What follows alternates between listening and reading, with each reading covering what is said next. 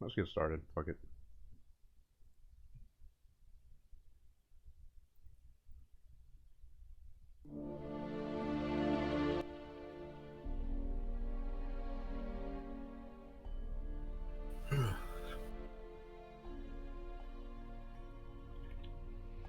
You push your way up from, fleeing away from the giant explosion, the lingering star, the glowing bright orb that was floating that Vlad created when he blew up the portal. It's starting to die down now, leaving just this glimmering orb that floats in the center of the air and slowly dissipates away. As you move away from the area, you go and try to find refuge in the mountains nearby.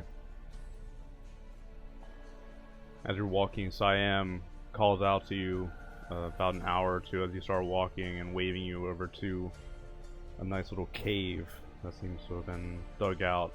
It's not too deep. And as soon as you get inside, Siam starts going out and starts ripping up branches and trees and starts dragging back enough supplies to make a fire. Renee kind of just plops down onto the ground and rests her face in her hands. Yeah, Vlad's gonna just kind of shamble upwards and plop down next to, or with the group at least, around where we're making camp at. Siam comes over and he lights the fire. You've got a roaring fire going. He starts making some food. Everybody, the two party members, Siam and Renee, they're kind of just dead silent, like their eyes are just vacant, and they don't seem to say much about what just happened.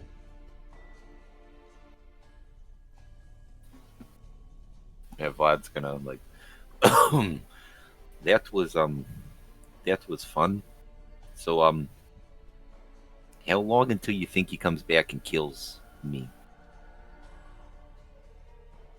Probably be gunning for me. I wouldn't worry about yourself too much. Well, I mean, if he's coming for both of us, I mean, best thing we can do is go after him, right? Do we even know where we are? I had a look at his map when we were on top of that hill overlooking the camp. We should be in some kind of valley. Ahead of us is the Valley of the Blind, and then we'll have a choice to make. Damn, I should have swiped his map. Would have helped, but we'll find our way. Renee just groans and leans back. Ready? As long as we head in the direction of the coast, we should find our way soon enough.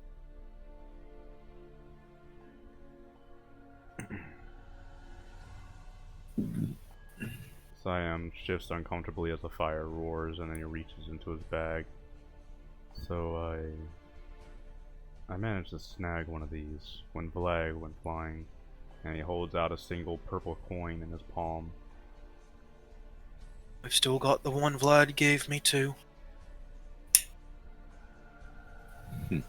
What do you think will happen if we use this? I don't know. Well, I mean, nothing happened when I used it. I wouldn't say Well, that. that's not true. Except for that a big vortex. Yes, that vortex opened up, and maybe the things that we want to happen won't happen. And that's the thing. He grips it and shoves it back in his pocket. Well, I say we stay here for the night and go at first light. I agree. That wouldn't be a bad idea. I need to rest a little bit and recover some of the energy I used to survive that vortex. That was... What did you do, Vlad? How did you even do that? I broke one of those purple coins. Well, I gave it to a barbarian and I told him to wish for something and he broke it. And then that happened. But still... How did you survive? Well, that's a funny thing. I kind of tried everything, and after throwing you out of the way, I had more time to think as I was being sucked into hell. And I just imagined that if it was pulling me in, it maybe I could just change the gravity and fall, and it kind of worked. You can do that? Well, I guess when I am pressed hard enough, and that's the last I remember, I woke up and I was just standing in front of you guys. So you don't remember beating the shit out of Pollux? No, I'm afraid I thought I thought I went into the portal, and then I wake up and I'm just standing in front of you guys. Siam's like over there, like poking the fire with a stick, and he mutters, I thought Bernard was a freak. Well, yes. I guess he's not the only one then.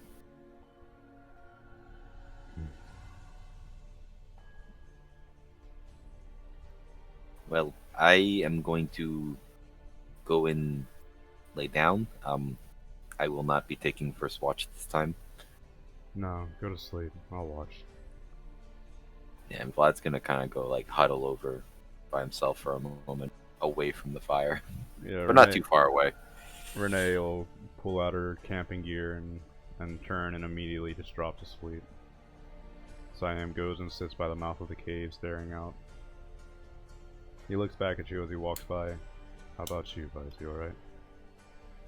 I'm fine for now. I can sit up with you. Sure.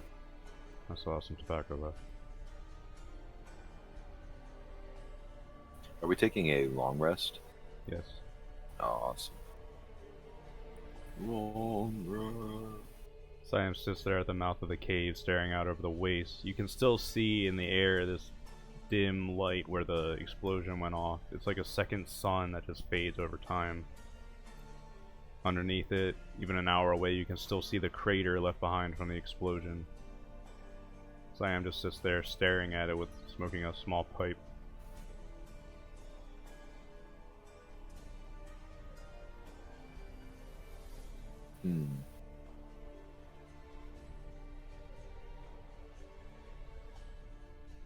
Alright. Yeah, Visel. Is there anything you guys want to do before the next morning? Not particularly. Alright. Vlad's kind of like he knows he blacked out and he knows that he doesn't know why. But he's just laying over there fiddle fucking with his arm, and then he'll kind of just eventually fade off. Wizard.exe. Yeah. He's got to type in the whole, chain code for him to shut down. Typing fucking, yeah, he's typing like DOS commands in his arm. Why can't I reach the Wi-Fi? Does anybody have the Wi-Fi password for this cave? I can get you Wi-Fi if you give your soda the warp. Wi-Fi demon. You mean a demon of Zinching? It's a series of tubes. Yeah, no, other than that, Vlad's just gonna fucking Alright. recuperate, Yeah, Vice doesn't have much for the night either. think about his life decisions. Yes. In the morning seems much the same as the night, only a little bit grayer, and you can see a little bit farther. There's a light snowfall coming down, and Siam stays up most of the night. He stares out at the clouds, and the morning comes. He looks over at you, Vice, at the first sign of light, and he says, I don't like the look of those clouds. Something dark about them, and they're gathering over the valley. What do you think it is? Chaos? Probably. Looks like a snowstorm to my eyes, though. Well, we'll have to be careful. Siam stands up. Renee, Vlad, it's morning. Oh, I don't know if well, guess we don't have a choice. Yeah, Vlad's gonna look up and Oh, there's a storm coming. Holy smokes. Yeah. That does not look pretty. Good thing we're going the other way, right? Renee pushes herself up and begins packing. Oh boy.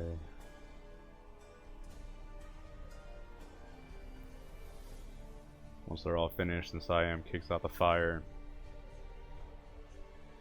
he'll turn and start walking down the road, and Siam will, Renee will fall in line behind him.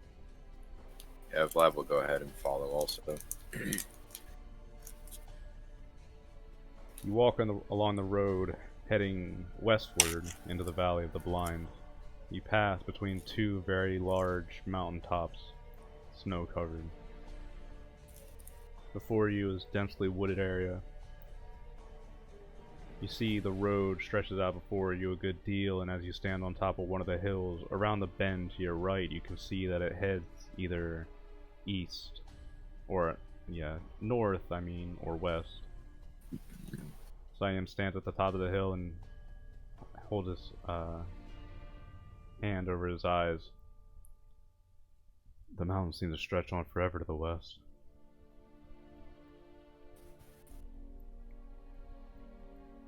As he talks. I was asking, you said we're over in the Valley of where? Valley of the Valley Blind. of the Blind, I see it. Yeah, it's Alright. underneath the mountain of hell. Oh. Fitting. As he talks, the snowstorm overhead begins pouring down. Sideways snow batters at you. It becomes darker and harder to see. You have to stand next to each other to see each other, which isn't much of a problem because Renee really never leaves your side at any point, but it's freezing up here. Yeah, Vlad feels very popular right now. He's also been looking around a lot, keeping an eye out for any magic that might be coming his way. Roll Arcana. Alright. Vice, you can make a perception check as well. Alright, I think my perception's just a flat roll, but I'll double check. Yeah, just a flat roll. Oh, 18. 14 for Vlad. Okay.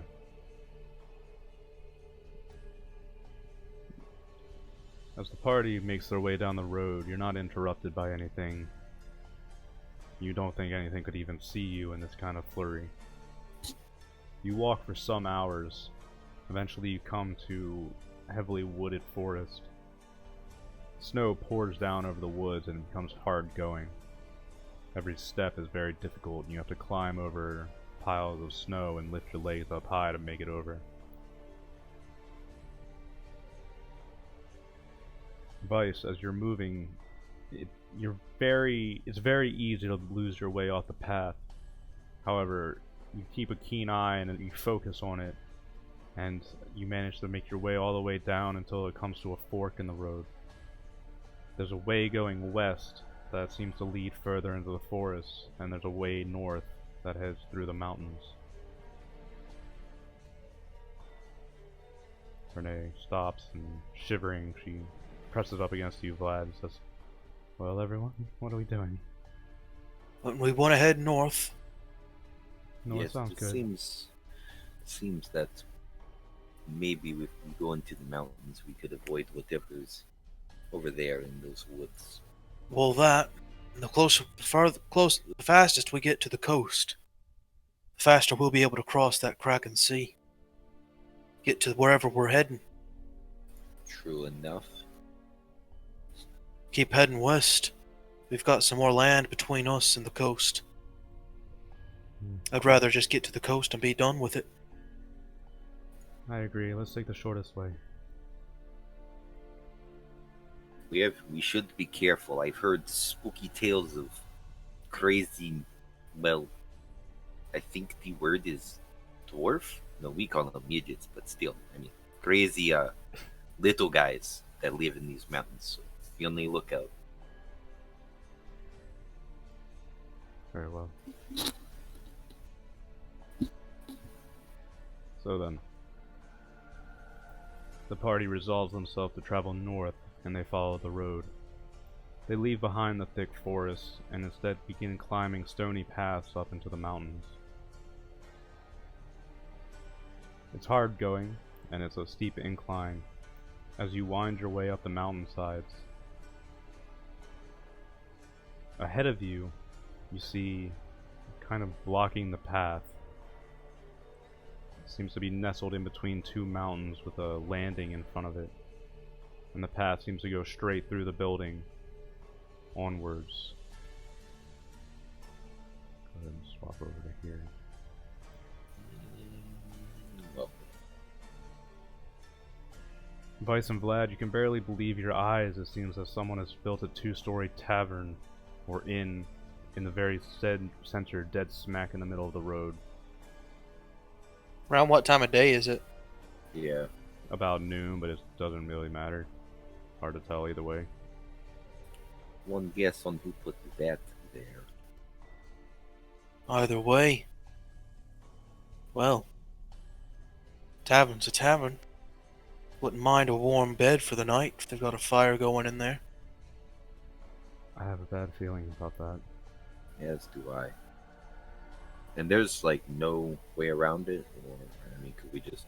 There is. There's very narrow footpaths around it. I cast banish. No. The doors swing open and try to eat you. Ah!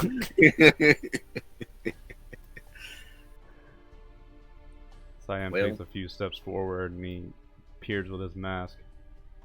We all know what this is, so The sign says, "Inn of Ill Omen."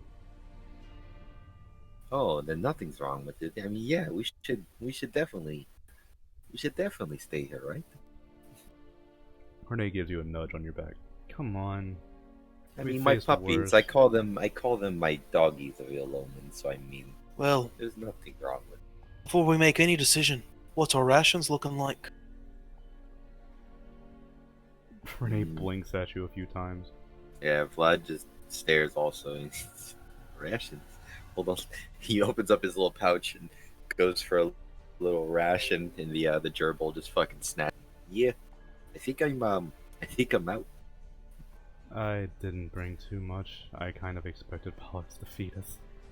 Well then, if we don't want to starve or take time out of our day to hunt for food, which I don't reckon we're going to be finding much in the way of edible creatures out here in the mountains, we might want to see if we can't scrounge something up there. If things go south, we kill them and get out. Well, yeah. I mean, Wouldn't hurt to It's not scout like- it out anyways. no, it's not. You wouldn't hurt at all. Right. Well, please allow me to be the first one to check it out. I feel like it falls on me to do that. Renee clings to the back of your cloak. Well, I'm coming too then. I'll head up and see what it's all about. Come on, let's all go. Thick or thin. Vlad just starts trudging forward, I guess, trepidatiously.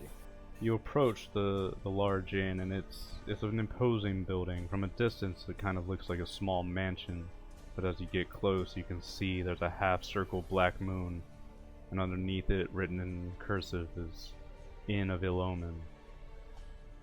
The windows are curtained, and there doesn't seem to be much light coming from inside. Two huge double doors stand in front of you.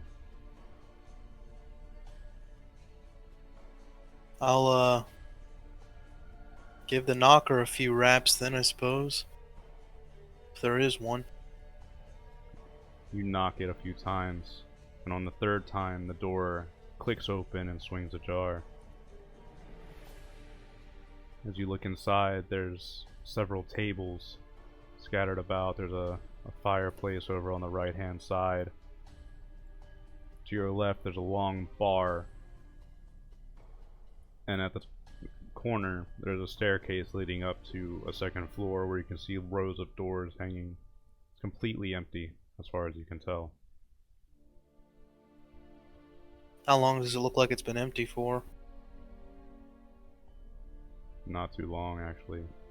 There's not a lot of dust building up on the tables, you notice. pretty. I mean, this place is pretty much like always snow-packed, right? Do I notice any like traffic coming to and from besides us? No.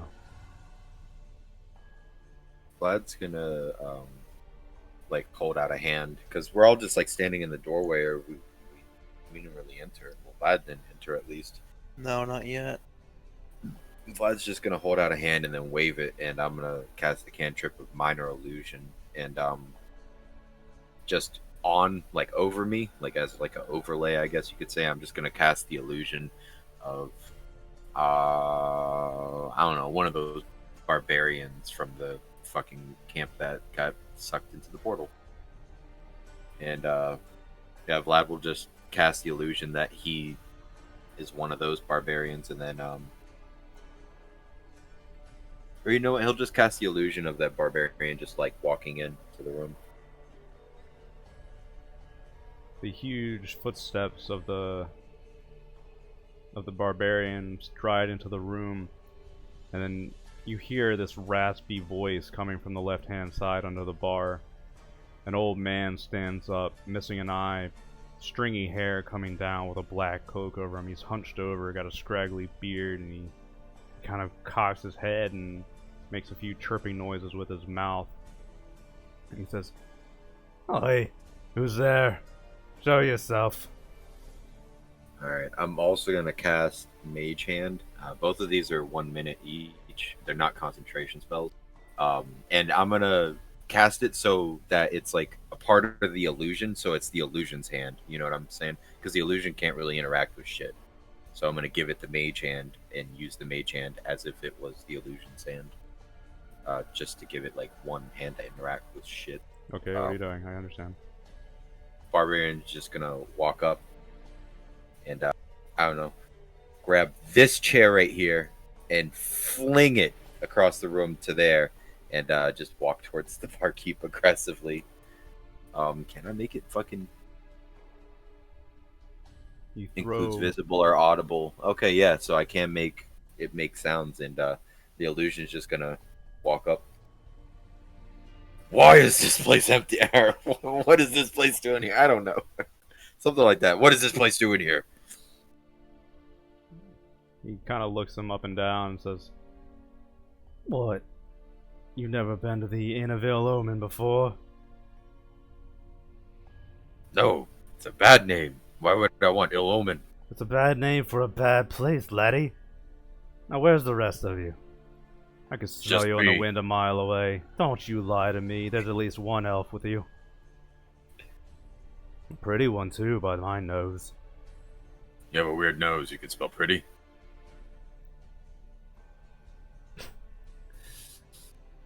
Suddenly, by the door, you hear a loud bottle smash against the wall as you're standing out there. "You lot get in here. None of your games." Vice is gonna come in and say, "Listen, we're not gonna be here too long. What do you have as far as food goes?" Wandering out in the snow with no food, then, are you? And you come into my house and start acting like this? And he waves a hand at the barbarian. Excuse our friend, he's a little strange. Strange folk for strange times, you see. Strange lands you find yourself in, too. Indeed. Alright, no offense taken, then. But get rid of him, will you? Yeah, Vlad's just gonna walk in and wave his hand and put spells. Hey, there's your flesh and blood. And there's my elf girl. How you doing? And he just ruffles at this. Stays behind you, Vlad. Yeah, Vlad pulls up his hood to hide his pointed ears as well. Oh, you are a half elf. I forgot. Yeah, but if he Wow. can't tell by the face, he's just gonna hide his ears even more. Yeah, what are you doing here, elf? Now, my Vice is name's just gonna- Lorban. Walk straight up to the counter there.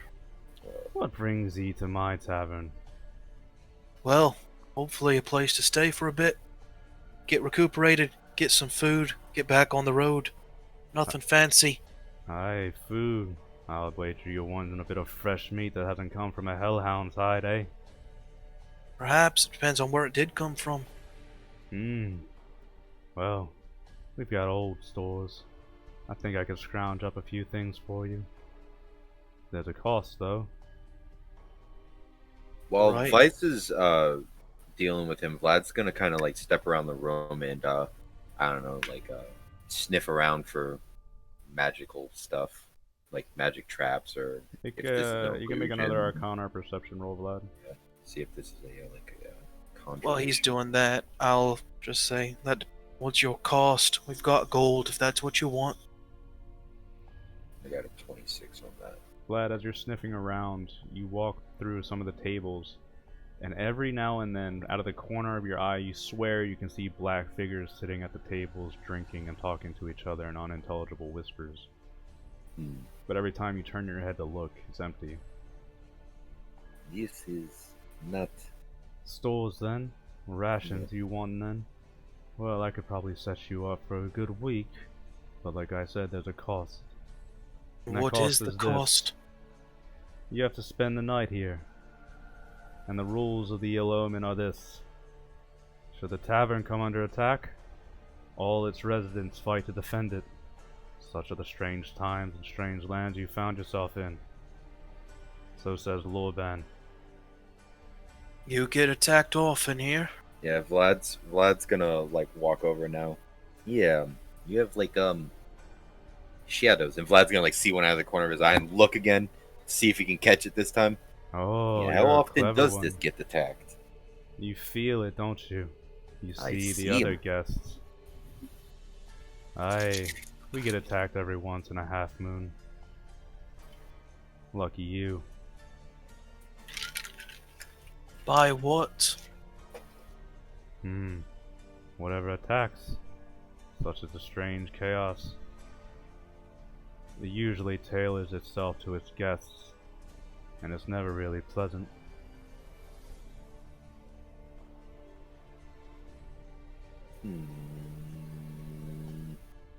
Yeah, I smell. Yeah, I smell bullshit. Vice, do you smell Renee's that? shuddering, and she's been following around you, Vlad, and she says to you from behind you in a whisper, "Something's staring at us." Yes, there's quite a few somethings. What's the deal with this inn? Got no patrons. But yet you get attacked. What are they after? You wouldn't have seen it had the Seen gods what? not favored you in the first. The inn. They like you, and the patrons wanted to meet you and wonder what Who's- you were doing here. What patrons? You don't have anyone here. They come out at night, and when they do, I recommend you hide yourselves in your houses or your rooms, and don't come out. Not unless it's Why? screaming and banging and the walls are tearing down. Why? What's the patrons gonna do to us? In the light, nothing. They're here for a good time and a revelry. And at night? They get a bit rowdy.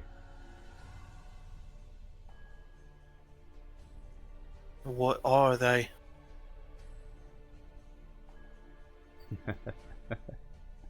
Guess. Yeah, we know what they are. So, are these patrons your victims, or? Victims! And- Ha! Old Lorban's an innkeep. I couldn't kill you if I tried. Or, well, I'm sure I could if I tried. But I won't try, all the same. As long as your word's good as your coin, that's not what I want.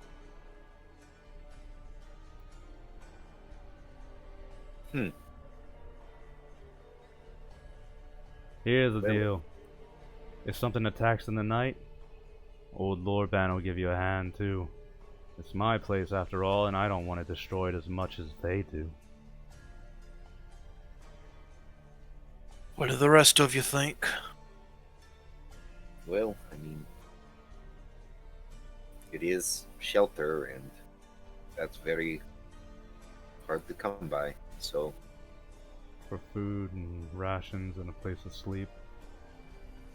I feel like if we went on our own way, we'd just be attacked anyway. Yeah, I mean, why not wait in comfort for the fight to come to us instead of going and trudging through the snow towards that fight that is coming? Very well. So, Lorban, You say his name, and he swipes his hand over the desk, and a few keys appear on the table. Will you be wanting one room or several? Vice just shrugs and looks to the others. One room. Cyan pipes up before anybody has a chance to answer.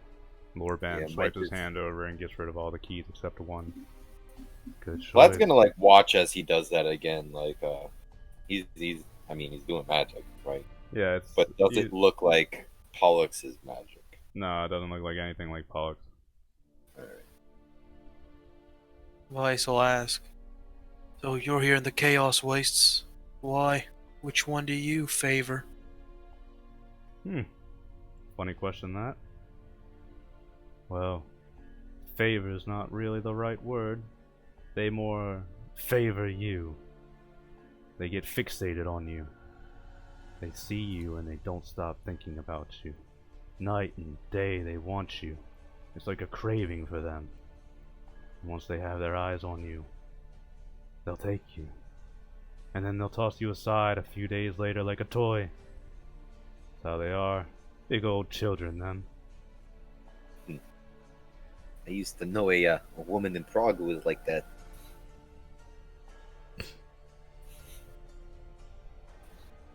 My advice is, don't worry about it. Rest your head.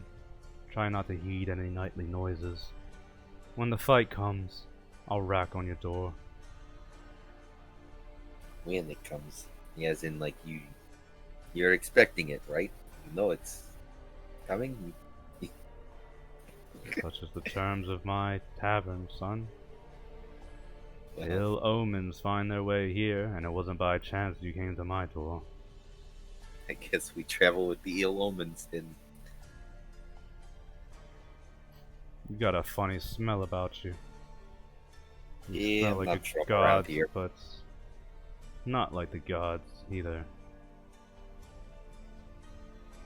Like, in a good way, or what do you mean by that? Good. Vlad's gonna look back to Renee. Like, do I need a shower? Do I need to wash myself? Yeah, It's exactly. about time You someone do. looks at you and not me for a change. Cool. Hmm. Yeah, He gives you the stink eye vice. Oh, you're boring. I miss my shadows. I Good. miss I my prefer simple boring. life. Cyan walks over and grabs himself a seat. So then, are we eating and drinking, or are we... He trails off. Renee comes over and sits beside him. Sounds Might good as to me. well. Yeah, Vlad's gonna use the cantrip mage hand to grab this chair again and bring it back to this table and sit down. He's gonna like begin sitting before the chair even gets over, and the chair just like scoops underneath him. Lorban claps and laughs at this. Ah, alright then, guests. I'll whip up something for you. We'll have a feast tonight and drink in your names. Yay! I can't wait. Vlad looks towards Vice, and he's got like a false smile on. Well, either way, it'll be quicker to our destination. Beats camping out in the woods, doesn't it? Or a cave. Well, we're here. We're stuck in this area, so we might as well just go on with all the crazy it comes with. We can go back to the Valley of the Blind if you'd like. Stumble through the woods. Sounds like a good time to me. I guess we are right where we are supposed to be then. And where is it you're trying to be? Lorban comes out and he sets a bunch of flagons in front of you. Across the Kraken Sea, actually. No, really. Yes, really? Yes, yes, really. We are going across the Kraken Sea. Nobody goes across the Kraken Sea. We do. Nobody. Oh, your errands must be important then. Throw your lives Well, away like that. not to us, but yes, yes, our lives are being thrown away. Oh, you're gonna hate it. It'll be the biting cold that gets you first. The sea wind biting into your skin. And then when you get there, about 3 ways across, you'll have to step off. Your boat'll have to be dragged through the sea, through glacier and splintered ice, and all the while the eyes stare at you. What do the eyes belong to? Can't even guess. Can't even wager a simple guess, he says, laughing as he ducks back into the kitchen. Yeah, they belong to Krakens.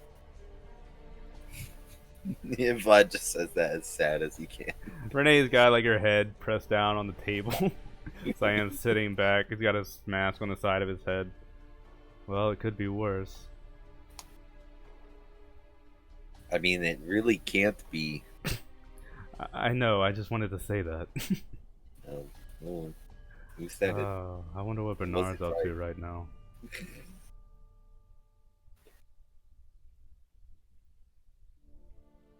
Renee cocks her head up at that. Are we panning over? No. Oh. We don't want to do that. Well, Meanwhile, just- over in the rat caves, Castian's biting his fingers off while they haven't been introduced yet, never mind. Anyway. Vice just looks at him and asks, "What? You'd rather have him here? You Yes. want me to call on him?" Can you? Renee says.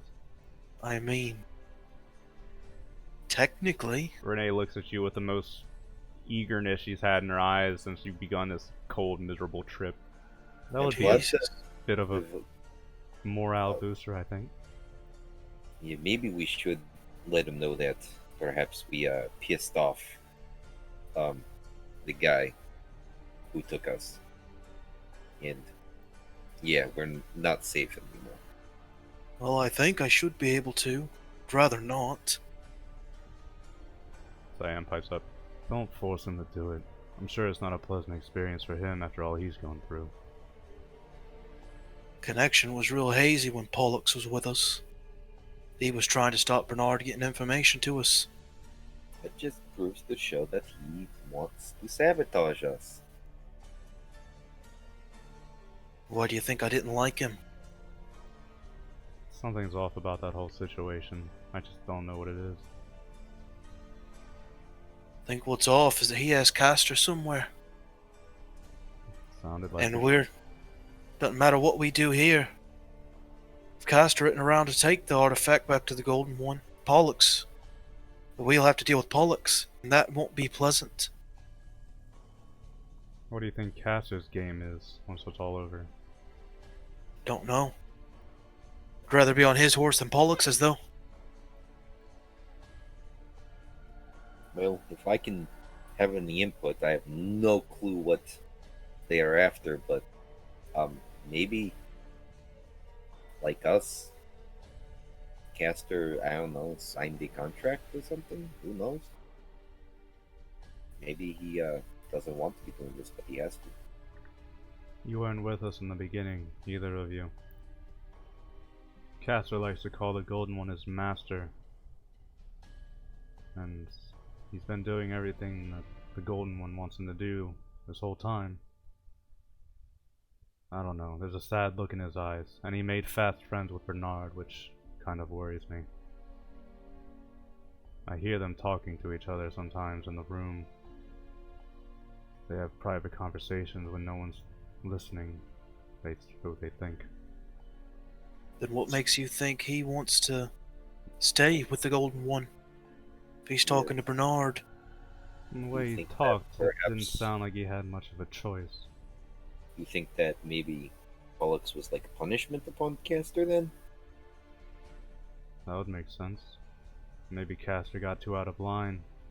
Golden One brought in someone who could crack the whip harder. Great. I wasn't here for the main party or the beginning of it, and I get to feel the repercussions. That's awesome. So Well, you wait, got to if miss some of the Caster's worst gone, battles does too. contracts like don't exist anymore? If Caster's like not in charge, didn't we like sign for him? Oh, they will exist. Don't worry about that. That sucks. Renee goes back to slumping her head down on the desk. As you talk, Lorban brings out food for you. Vlad's gonna like sniff and inspect. Yeah, it's bread, meats, different kinds of vegetables. It all seems fresh and well prepared. And he sees you sniffing and says, "Don't worry. It's all good meat. Brought up from the south. Or, well, you know what I mean. It's not gonna poison you at any rate. It's not man flesh." Well, okay. I mean, Don't worry. I need you well so. for tonight. Yeah, well, Give me 1 sec. I'll be right back. While he's not looking, Vlad's gonna summon one of the hounds of ill omen underneath the table and like feed it to him, and he's gonna like wait for the hound to let him know if it's good or not. Okay. It's a shadow hound, like it knows. It sniffs it and then Shadow eats it. And it's like, rough, good. I love Shadow meat. One of my hounds of ill omen in the inn of ill omen. Great. Oh, no. Yeah, Vlad's gonna go ahead and consume as well. Yeah, it seems fair enough. Man flesh. Man flesh. Meat's back on the menu, boys. Oh.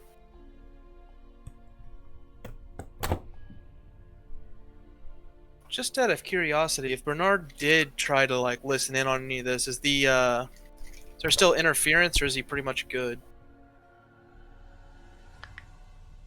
now that Pollux is kind of out of the picture for now? What did you ask? Can you hear me? I can hear you. I just stood up for a second. I'm sorry. Oh, okay. I asked, now that Pollux is gone, what's the can Bernard pretty much communicate uninhibited now? Yeah, Bernard was being kept away by Pollux's magic in the proximity to the party. Gotcha. That's what I was thinking. I was just making sure. Mm-hmm.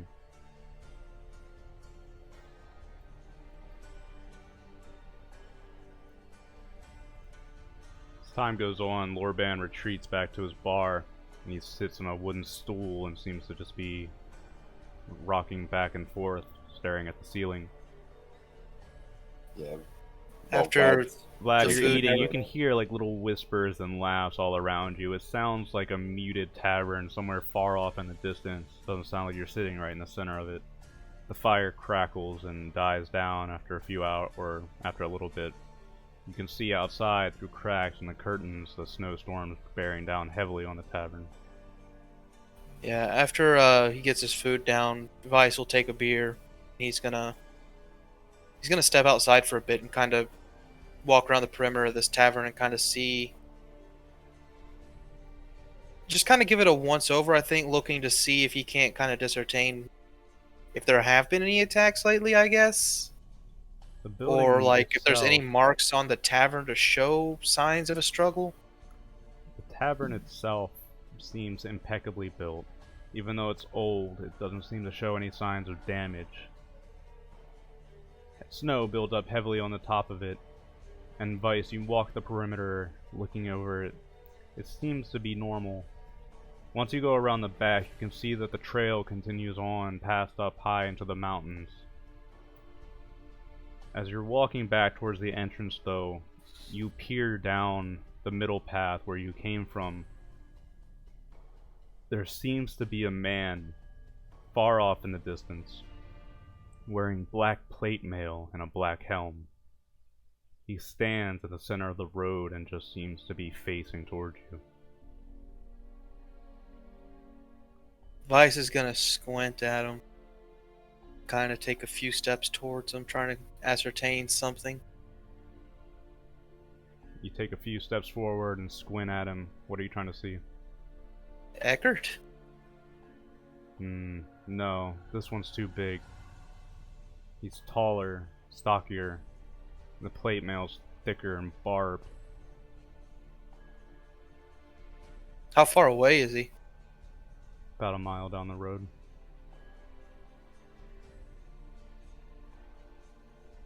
Sit out for a minute, finishing my beer and just watching him. You watch him and he watches you, standing in the center of the snowstorm.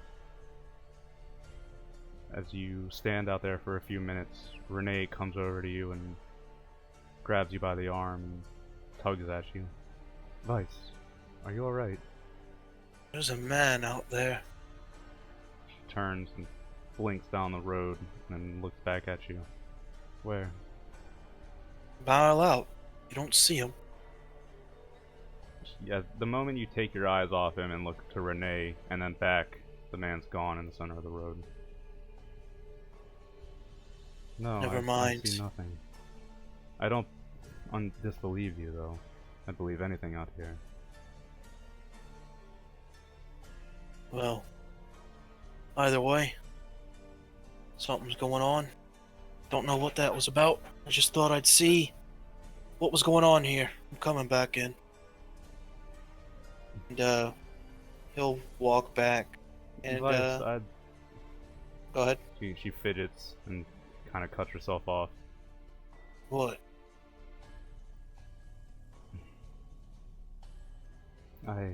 It's embarrassing. Never mind.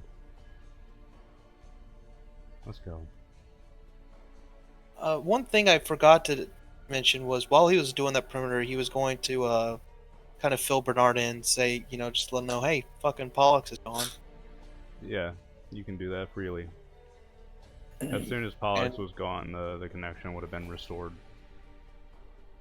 He kind of would have let him know that situation, and knowing that, when he gets in, Bernard's probably gonna kind of keep his senses on, kind of keep an eye on the situation. The night winds down, the food's taken away, or the plates are taken away, and the fire crackles. Siam's got his feet up, and he looks over at you, Vlad, as Vice and Renee are outside. He's smoking a pipe, and he hasn't really taken his eyes off you, Vlad, since the food's been taken away. He's just kind of staring at you like he's studying you. Vlad's been walking and pacing the room from like that table to that table, seeing if he can get close to these shadowy figures he keeps seeing out of the corner of his eyes without them like disappearing. I'm trying to like get worse it. than that, Vlad. When you look out of the corner of the eye where Siam's sitting, you see a shadowy figure. He's kind of like going through it, and the shadowy figure is just going about its business while Siam sits in the chair. This place is going to try and keep us for longer than we want to be, he says to Siam, noticing that Siam's been watching him pace around the room. With Bernard around, I don't think that's too much of an issue. Well, it seems Pollux can block him out, so if he comes back, then it will be. You should be careful, Vlad. You're reckless. You almost didn't make it that time. I know I didn't, but that was my decision. Plus, what's life without the little excitement? You got close to death, you survived. Well, there is a bit of a draw to running in the shadows, I suppose. Yes, I mean, for me, not really, but someone like you, I guess the shadows can be scary. Scary? Yeah. But you know what they say. They can't see you. Siam just trails off. Never mind. Yeah. They can't see you, then. Well, Yeah, and he just trails off as well. I was trying to think of the. Never mind. Fuck it. You know what I mean. After a minute, Vlad's gonna walk up with his arm, and he's gonna kind of like. So I still no luck on this. Your mask. I mean, how do you know how to use that? Like, Time and experimentation. oh, I've had it for about a couple years now. Or at least it's been a few years since I woke up. not for me. It's I've been here for maybe like a year. I'm not sure. Time is very different here. I wonder why that is. If we both came from the same place, why didn't we land together? Or why didn't we land at the same time? Yeah. Why don't we remember anything? Perhaps I fucked up later on. You were an early bloomer.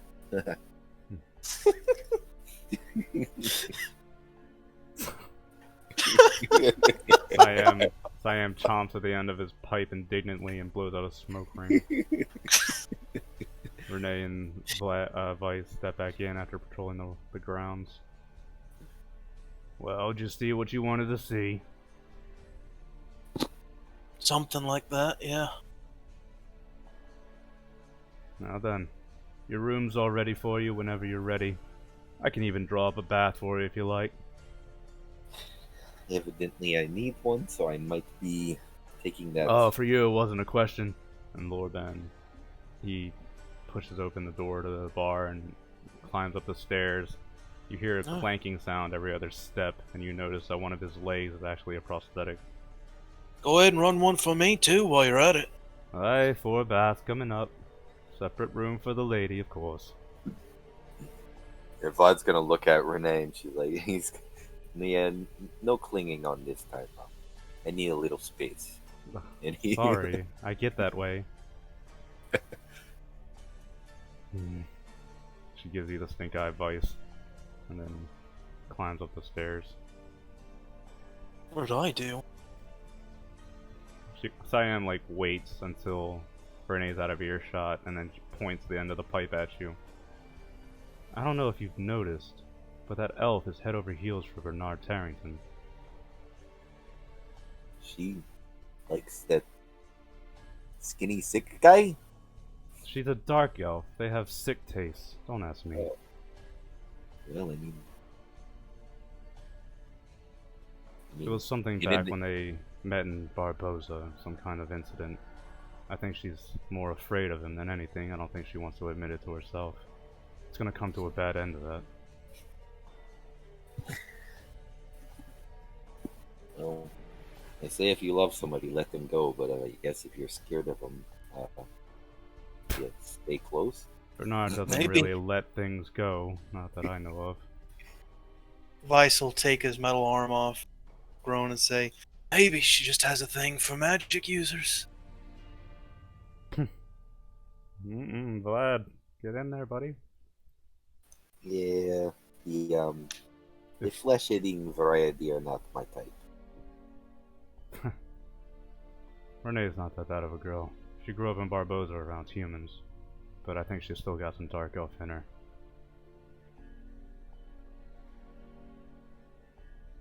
Well, she's got some dark something in her. She's. Well, I'm gonna go see if my bath is ready. Oh. And Vlad's just gonna walk off up the stairs. Splish splash taking a bath. Sam pushes himself up, leaves the pipe Scrub on a the dub table. dub. 10 men in a tub. Hey ho for the bath at the end of day.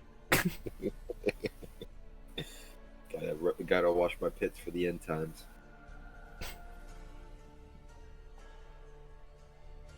So, Well, what were you If gonna say? Vlad's bathwater wasn't nothing. heated properly the first time, it will be as soon as he tips his toe. I imagine Vlad's like He doesn't general, even like need the water mercenary heated. Tao. He just heats it with his body energy. Yep. Cracks like an egg in it. Turns one cold tub in jacuzzi mode. It's actually fairly pleasant. The three of you share separate bathtubs in one room, and Renee's in the other. Time passes by.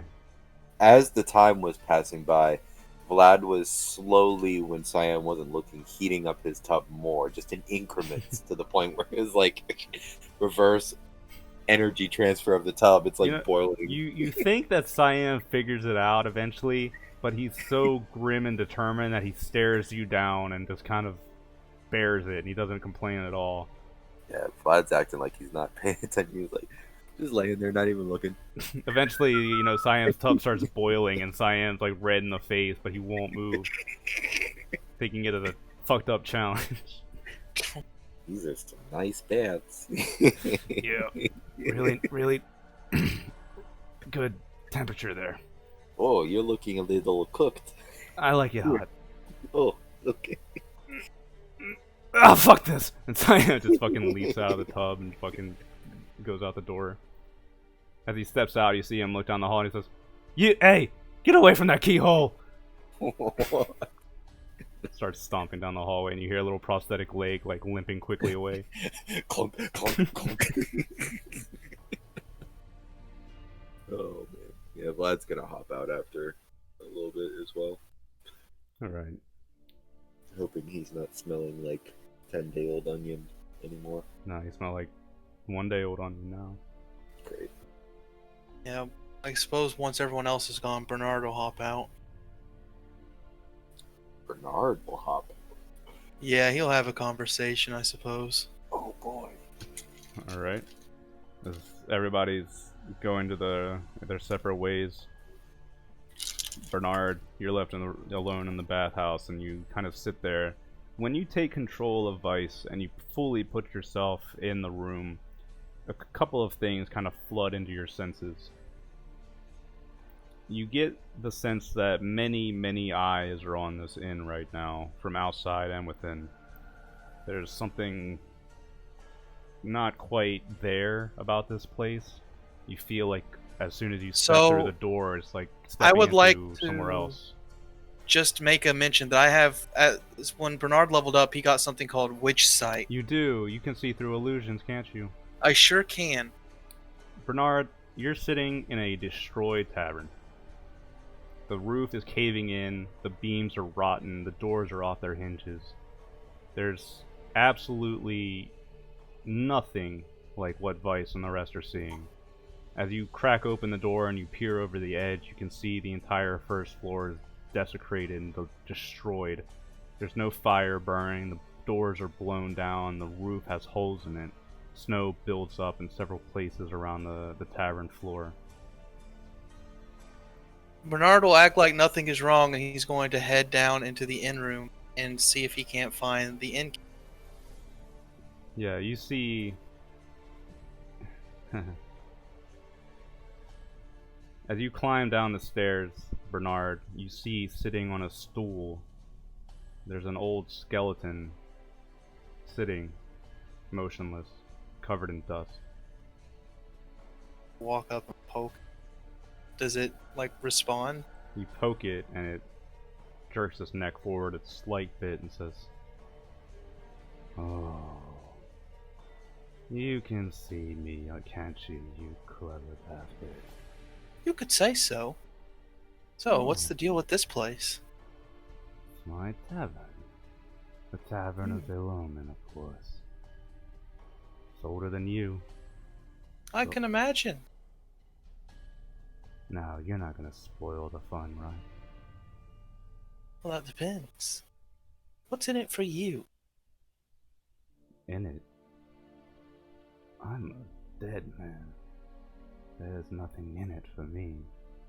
This is what I do. This is my tavern. Ill Omen. Now, my question to you then is, what's in it for you? Well, I just thought I'd check the place out. As a matter of fact, I would like to know what sort of ill omen befell this tavern. Building too close to the waist. That's all it took. A foul wind swept over, and we were attacked. And unlike your lot, hopefully, we failed. And we all died.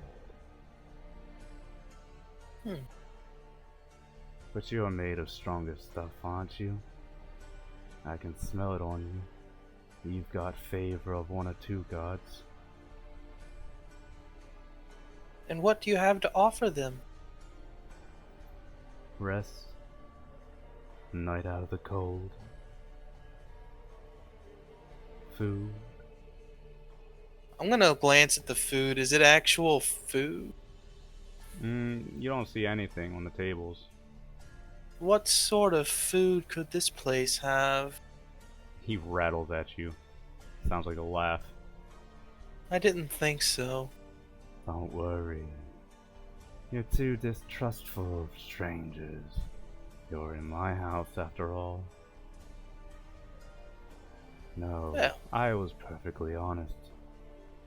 You stay the night, and you defend when the half moon rises. When the dawn comes, well, you can be on your way. But if the dawn doesn't come, then you stay. Dawn doesn't come. But well, we'll see about that. Careful. Your friends smell mighty valuable. I don't think they get off with just dying. Is that a threat? Not from me. Which one, I wonder? Well then. Care to take a drink? Sure. He lifts up a flask in his bony fingers. Join the tavern. Entertain the company for the night. Join the tavern? You mean as those spectators that Vlad saw? If you stay, Oh, my visit's only temporary. then you have nothing to fear, Mr. Tarrington. Tarrington? Oh. You're acquainted. I've heard of you. Something about the last chance for Zinch. Well then. Where are the others? He cackles and waves the flask in your face. Oh, very well. Suppose I'll take a drink of it. As you do, suddenly life begins pouring into the tavern again. You blink a few times and the fire suddenly springs to life. The tables mend themselves, the stairs put themselves back together. Warmth returns to the building, and suddenly in front of you, old Lorban with his prosthetic leg is sitting in his stool. And at a table, you can see Siam, Vlad, and Renee. As soon as you take the drink and you see all this happen, Renee stands up, wide-eyed, looking at you. Where did you come from? How the fuck did you just appear? I have my ways. Let's not worry about that. I'll set the flask down on the counter and say, so, nearly there, are you? Well, I wouldn't say that. I don't know if the big guys told you, and like Vlad's like looking around. No, I guess he's not around right now. Talking about Vice. The Pollux is like he's trying to kill us, and he said something about you being a bitch and you can't hurt him. We will see about that. Don't you worry. Oh, Now, I just Bernard, wanted, where have you know, been? What have you been doing? Yeah. well, Yalmar and I have come to an agreement. Is that so? So It you're friends is. again? It seems so.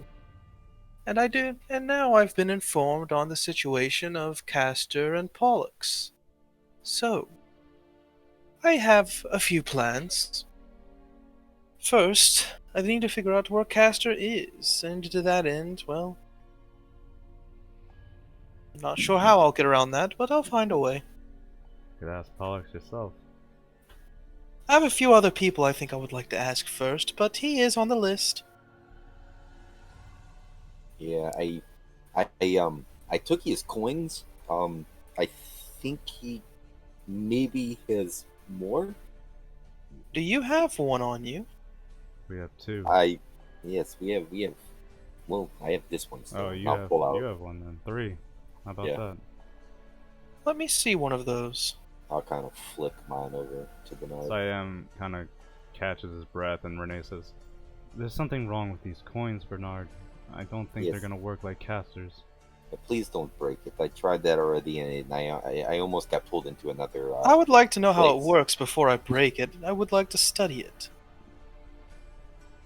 That probably is a good idea. I should have thought about that one. Now, you mind if I hold on to it for a while? Keep it. I don't want it near me. I think maybe he can track him. I mean, he knows where we are regardless. I wouldn't worry about tracking. That seems to be their thing. Well, when he comes back for his coins, I won't have one to give him. So I mean, maybe he'll be lenient. I doubt that. He let me take them. I mean, well, he attacked us, right? Siam just starts, like, he bites harder at his pipe. Vlad, you're a dangerous man to be around. Hopefully, by the time all things are said and done, I will have located Castor and be on my way to free him. So hopefully, Pollux won't be much of a problem by the time things come to a head. If there's anyone who could find him, it would be you and Yomar. That's the plan. You are going to be traveling with us for a little bit, aren't you? Yeah. Did the big one come with you? You Vlad. could say that. No, none of that. Siam pipes up. That is Vice. Well, no, the other big one, Yalmar is Oh. his name. Is he Ah. with you? Not at the moment, no. Wait, you're Vice? Well, Bernard takes his After body. a fashion. Stop that. He wiggles his eyebrows at you, Bernard. You stop that. Bernard likes to take over Vice's body. He did it for months.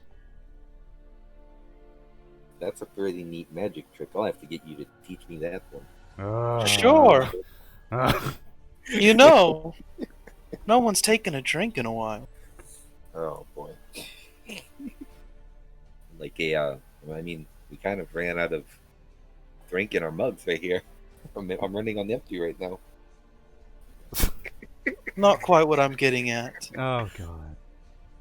Either way. I could. Don't have much pressing going on at the moment, but... Well, if I'm traveling with you now, it's more time I'm not looking for Castor. Almost on cue, as you start speaking, Bernard, you instinctively have to reach up and kind of rub your temple because you get the sense that Dagon and Citri are causing trouble for Hastian back home.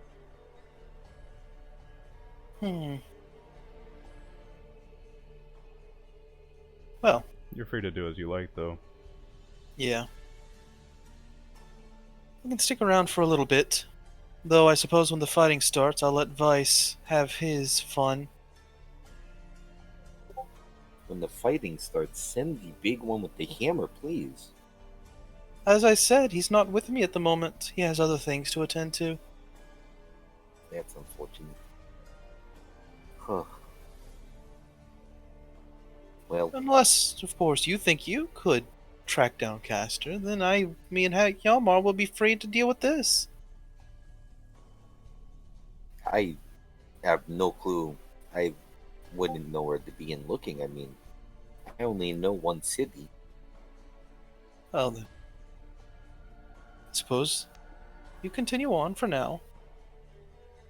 And I'll be keeping a watchful eye over you now that Pollux isn't interfering For That now. makes me feel better. for now. He said he'll be coming back, and he sounded mad about it. Indeed, he did. Hopefully, we will be able to tip things in our favor by the time that happens. Well, now that we have two people with magic, it makes me feel even better. Renee nods. Yes. We can trust Bernard. At least to get us out of this mess. We can trust magic. Like Vlad says that and has like a little flame like shoot from his pointer finger to his pinky finger and then puts them both down.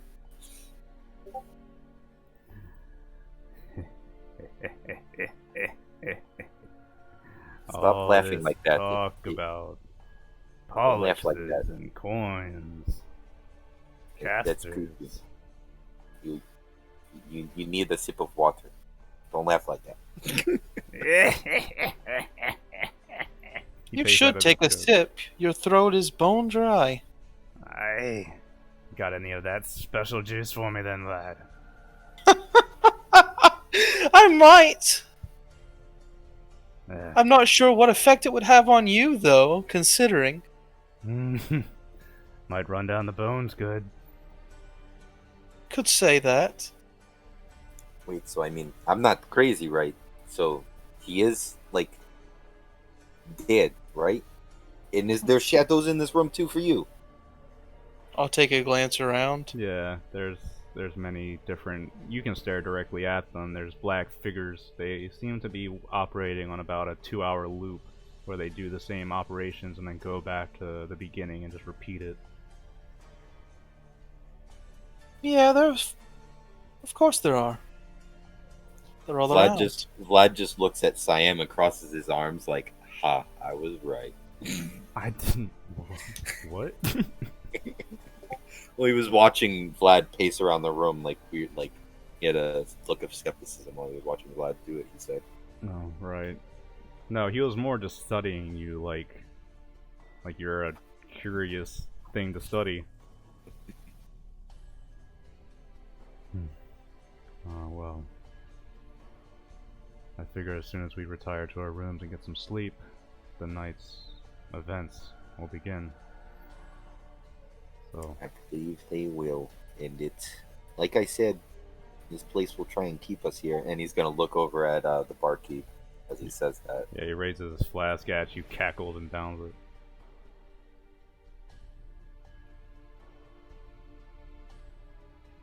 I feel better about this all the same. One night of fighting, and then we're on our way with supplies. I've certainly faced worse, whatever this place could throw at us. Well, regardless of what happens, supplies shouldn't be much of a problem these days. If you've forgotten, I'll kinda take out the knife and just kinda air sketch the symbol on the table. Which- Teleportation circle. Teleportation circle. Yeah, Renee looks at it and nods. We can call Bernard here whenever we want. How nice is that? Wait, It's almost better than having Pollux around. what does? I've never seen that before. That's neat magic. I'll have to learn that as well. Oh, survive the night. Maybe you can figure something out. Yeah, I don't know what all these people are saying about you. You're pretty cool. I mean, you have magic. You know about magic, and I mean, you're magic. You should see some of the things he does with magic. Yeah, I mean, you've seen what I do in magic. It's not that strange. Magic's pretty cool. Yeah, he's strange in a different way. No offense, Bernard, but I'm not gonna lie to you at this point. Bernard just shrugs. We're good enough friends now, aren't we? And he takes a drink of his mug. I wouldn't see why not. So how goes the rats? Eh, they're fine, I suppose. Not much use for them now that Hjalmar's come to his senses, though I suppose they'll have their use in the end. Not to bring a damper on it, but Doesn't that kind of make everything that happened in Altdorf? Yes. Science does nothing and just goes back to his drink. Yeah. And what are you going to do about Moors? Well, take him back, of course. I hope You think so. I'm going to leave him there? I was afraid of it. Well, after all this time, After all this time, I've learned that you throw away things that aren't useful. Or, well, maybe you forget about them. Don't think I've forgotten about Mungo. Mungo, you mean the fat bastard? Hmm. I He saw what had you it did coming to to him. him. Oh, well, I don't know the story. All I saw was what was left of him in the jail cell. I paid that man good money to fight for us, and I found him sleeping on the job. Hmm. Let's not talk about that. It's old times. Let's just relax, and then be ready. Siam says no more. Rests back on his desk, or his chair. Time can pass freely whenever you guys are ready. Vlad's gonna take a couple more swigs from his mug, but these shadows out of the corner of his eyes, they just keep bothering him. Alright, I'm leaving this room. It's a little too much. I'm going to lay down. What, He's you gonna- can't see them directly? No, it's very off-putting, let's just say. This place just gives me the GBs. I don't want to be in this room. And yeah, he's just gonna go up and which room was ours? It will be the Because- center one. This one whatever. right here. Whatever room is designated for Vlad, he will go into. Siam insisted that you all share a room. So, yes, Vlad, you climb up the stairs and you can barely hear. Renee says, "You'd like him, Bernard. He's silly, but the things he does, he's more impressive than you at sometimes." Kept an eye on him when I could. He does seem to have his uses. He reverses gravity and blows up things like stars. Well, then it's a good thing you had him around to stop Pollux. I guess we can thank Castor for that one. Well, hopefully he can do us another solid whenever hopefully, we can free him before Pollux gets whatever plans he has into fruition. Where are you gonna start looking? Think that old man in the mountains near Barboza might have some insight for me. He seems to know of these sorts of things. He's in on more than he cares to let on. He knew Castor, I believe. That's strange. So, I'll start by paying him a visit.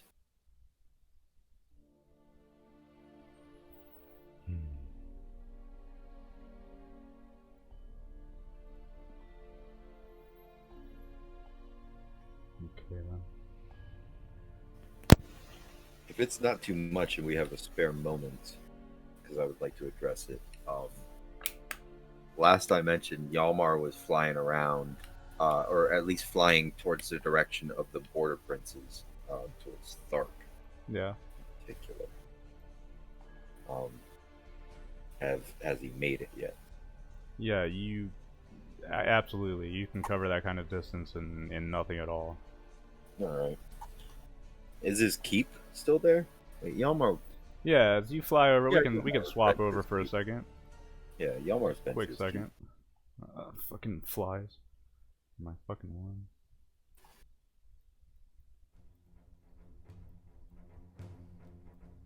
As you sail over the southern mountains of the Empire, you come out over the forest.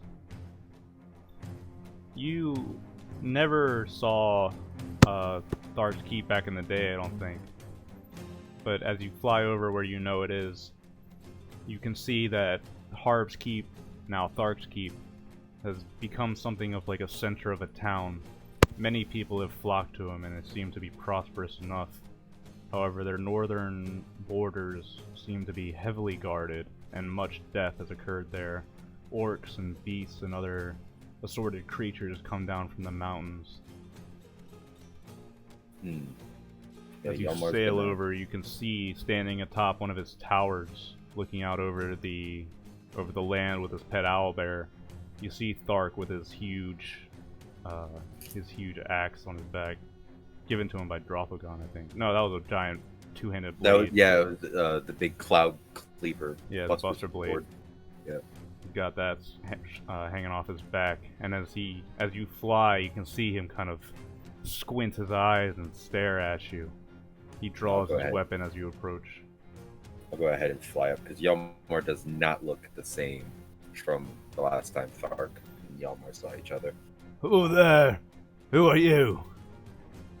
I see that Principality has been good to you, Thark. Don't You you know remember? my name. Do I know Hey. yours? I'm the Demon's Bane, Yalmar. Now I go by the Stormlord. Omar. Yes, I remember you. Fighting along the Bretonians and the elf and the wizard. Yes, sadly they don't walk with me anymore. Do we have a You moment don't to walk talk? at all. Aye, Well, come on and land. I'll treat you to a drink. Yeah, and Yalmar will go ahead and land and follow him. you wouldn't happen to have any Bugmans, would you? Bugmans. He gives you a stink eye. I've got a bit of it. Well- Oh, come on then. You flew up to my damn keep, you can have some. Pour us a glass. I have a story to share. I hear their brewery's been taken over by some kind of monsters. Yes, I had planned to do something about that, but other things came up. So what brings you flying to my keep? You do, friend.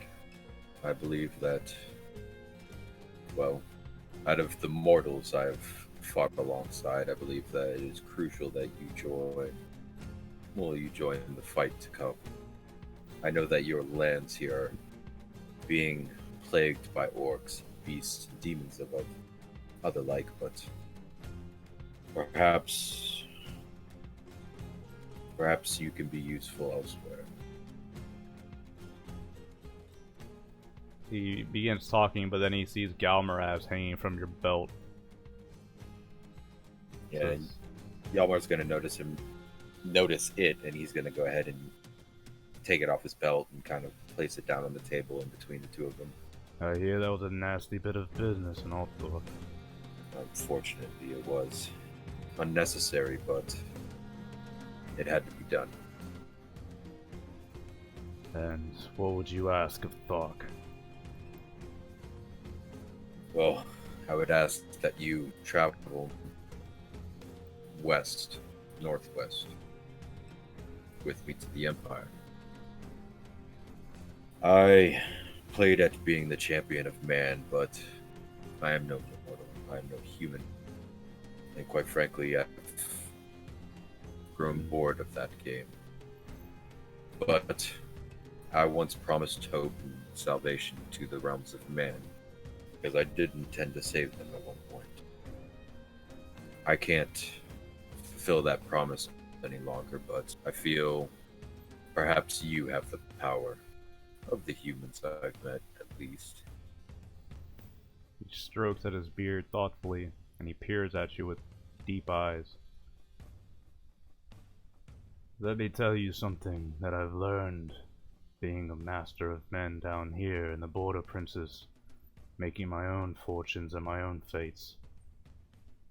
This world is broken. I'm sure you know that most of all, don't you? I've been part of the reason it is broken, unfortunately. There's only one thing for men like us to do, whether you can fly or not. You reach out to the ones you can help, and you keep them safe, and you save them. That's all you can do. Nobody can save the world by themselves. Not even me. Not even you. On that, I agree. This is, I guess, my attempt at righting a wrong that I have brought about. So, let me ask you.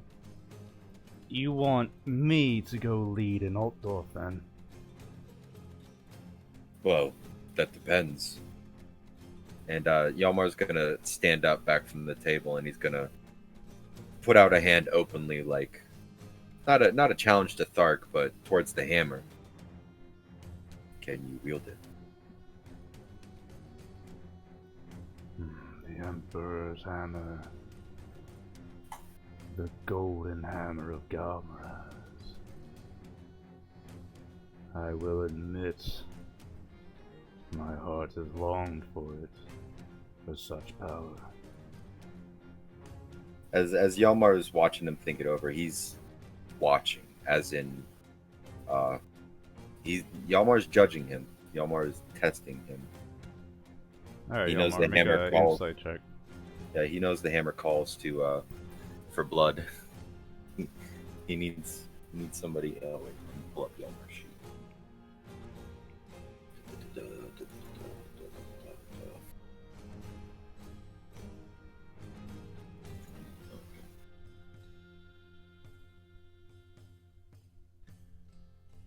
Insight. Plus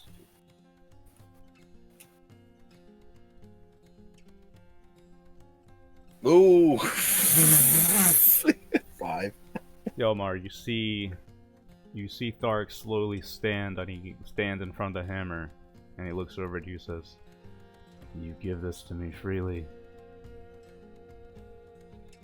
I leave it in your care freely. I don't give this hammer. This hammer chooses who wields it.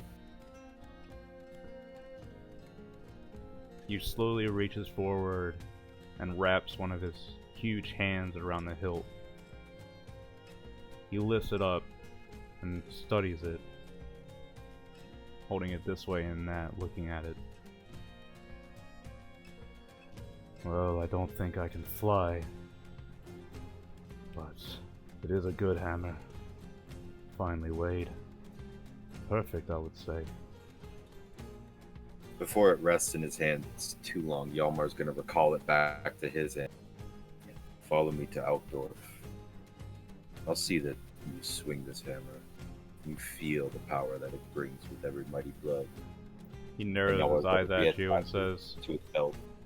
"If you want me in Altdorf, then my people come to Altdorf. Of course. For that I'll need men. We can't cross the mountain by ourselves. Not even I. I will ensure you get there. Fear not. Then let us meet at the mouth of the Blackfire Pass." I will be there, waiting. And with that, Yalmar's gonna take, just chug the last bit of Bugman's. He's gonna look at his golden pimp cup. Oh, it's great stuff. Best stuff I've ever had. Then he's gonna put it, his pimp cup away, and then head out and just take off towards the Blackfire Pass. And so you do, leaving Thark's keep behind you.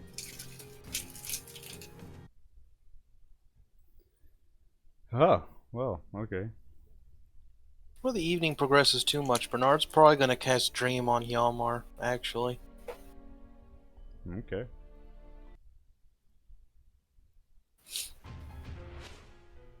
Yalmar, as you're flying, you get the same sense that Bernard's trying to contact you through your mind.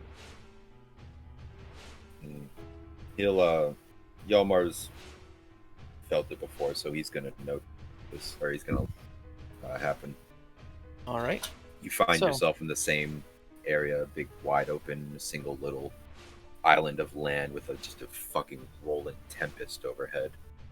Yalmar sitting there cross-legged.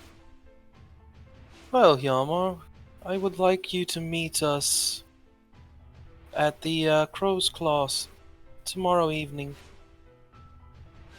Very well. I've made plans to meet with the group at Blackfire Pass, so I won't be able to stay long. We have a few things we need to discuss. Castor's missing. Is that so? Indeed. Has something happened? The Golden One hasn't. Pollux Answered me in a while. happened. The one from the demon. The one that tossed you around, yes. Interesting. I Give will you meet more you at the details there. I will meet you at the Crow's Claw then. Good. The whole party should be with me, at least for now. Very Keeping an well. eye on them. Keep him safe, Bernard. I'll be there. As always. Yeah, that's all I had. I'll end the spell. Okay. Yalmar will, when he wakes up, kind of divert path a little bit, zoom in on over to Barboza.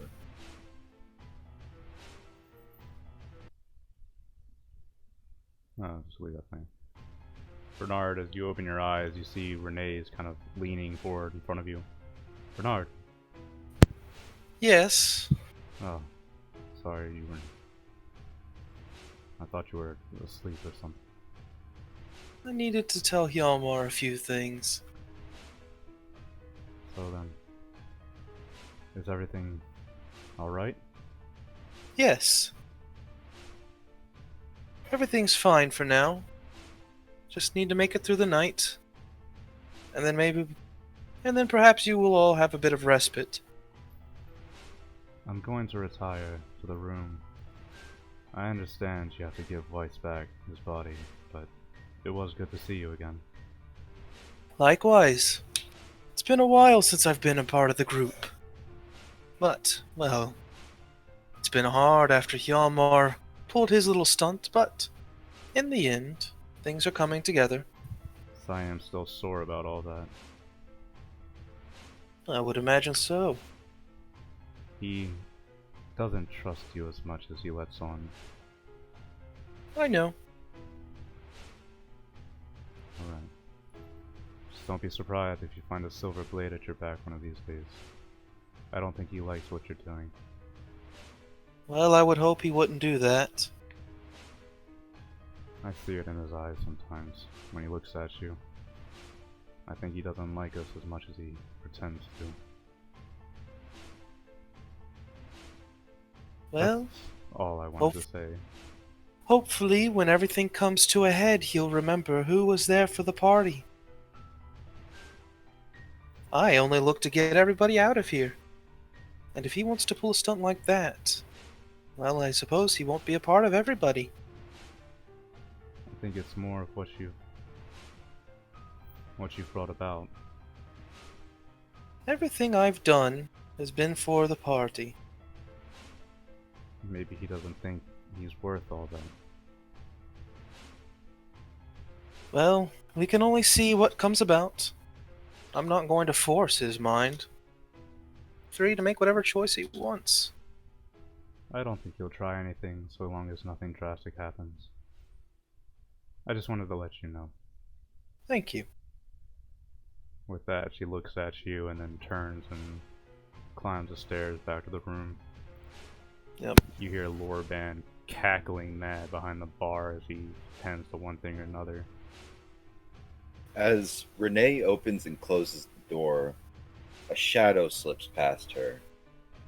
And I'm going to spend 1 sorcery point.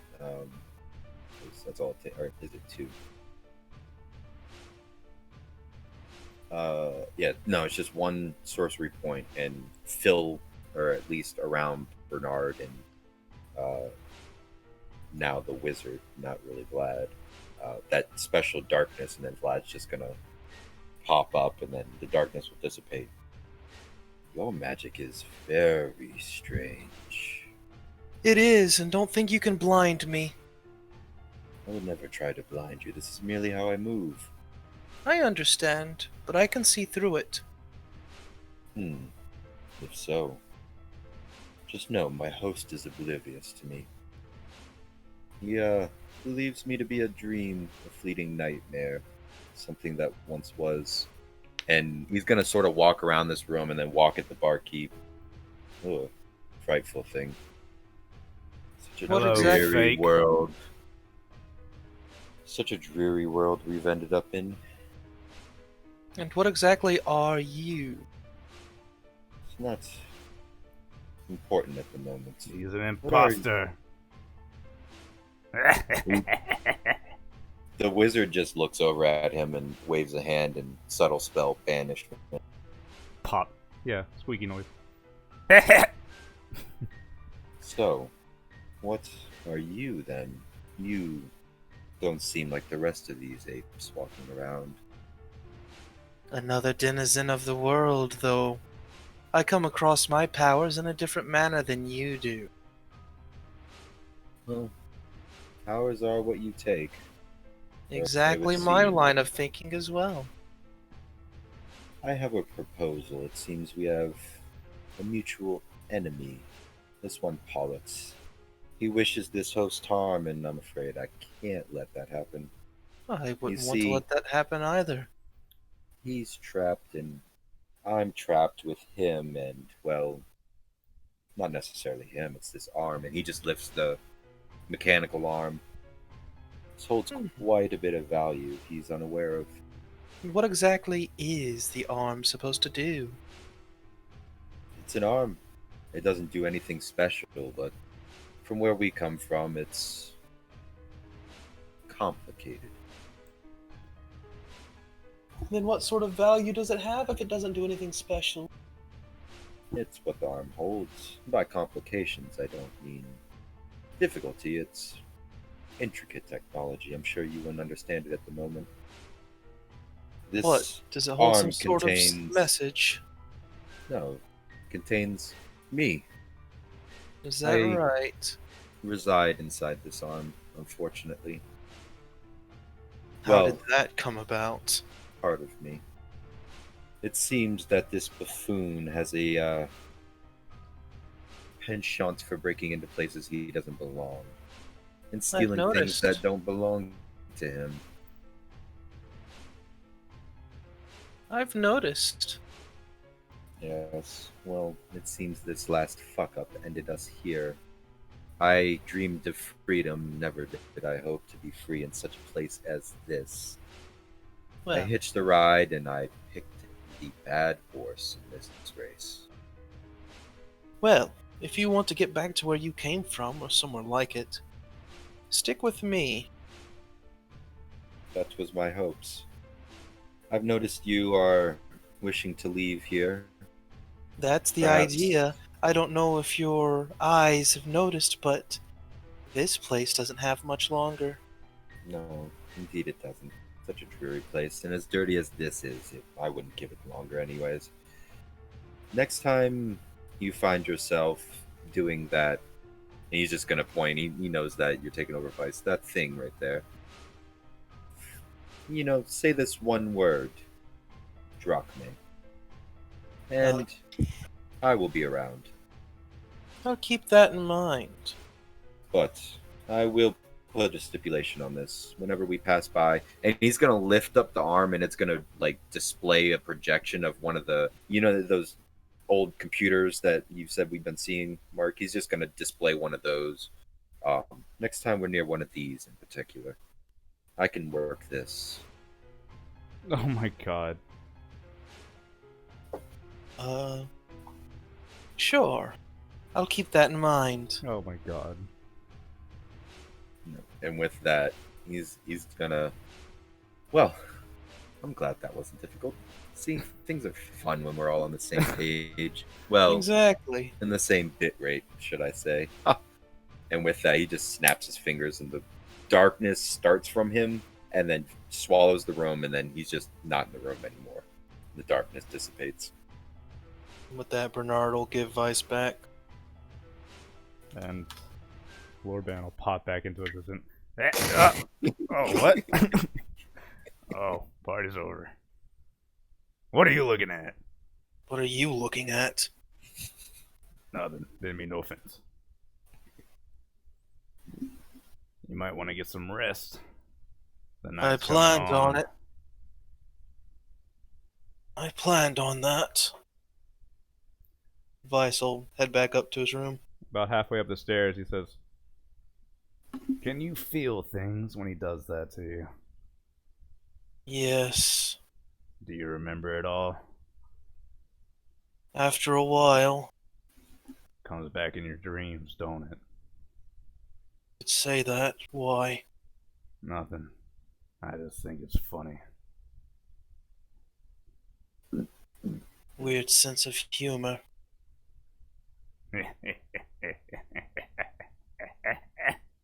And you hear his cackle follow you up the stairs into the room.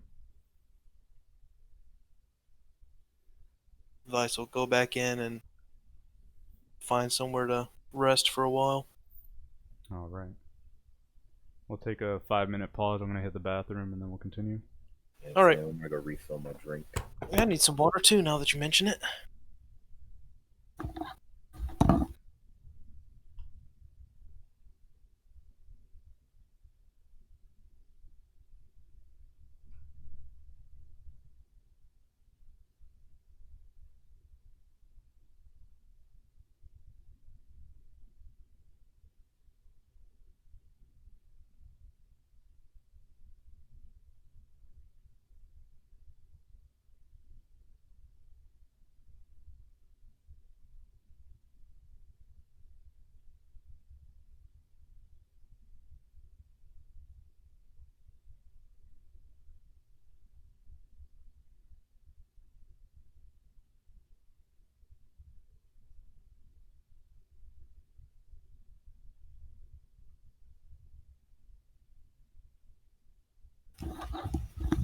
I'm back.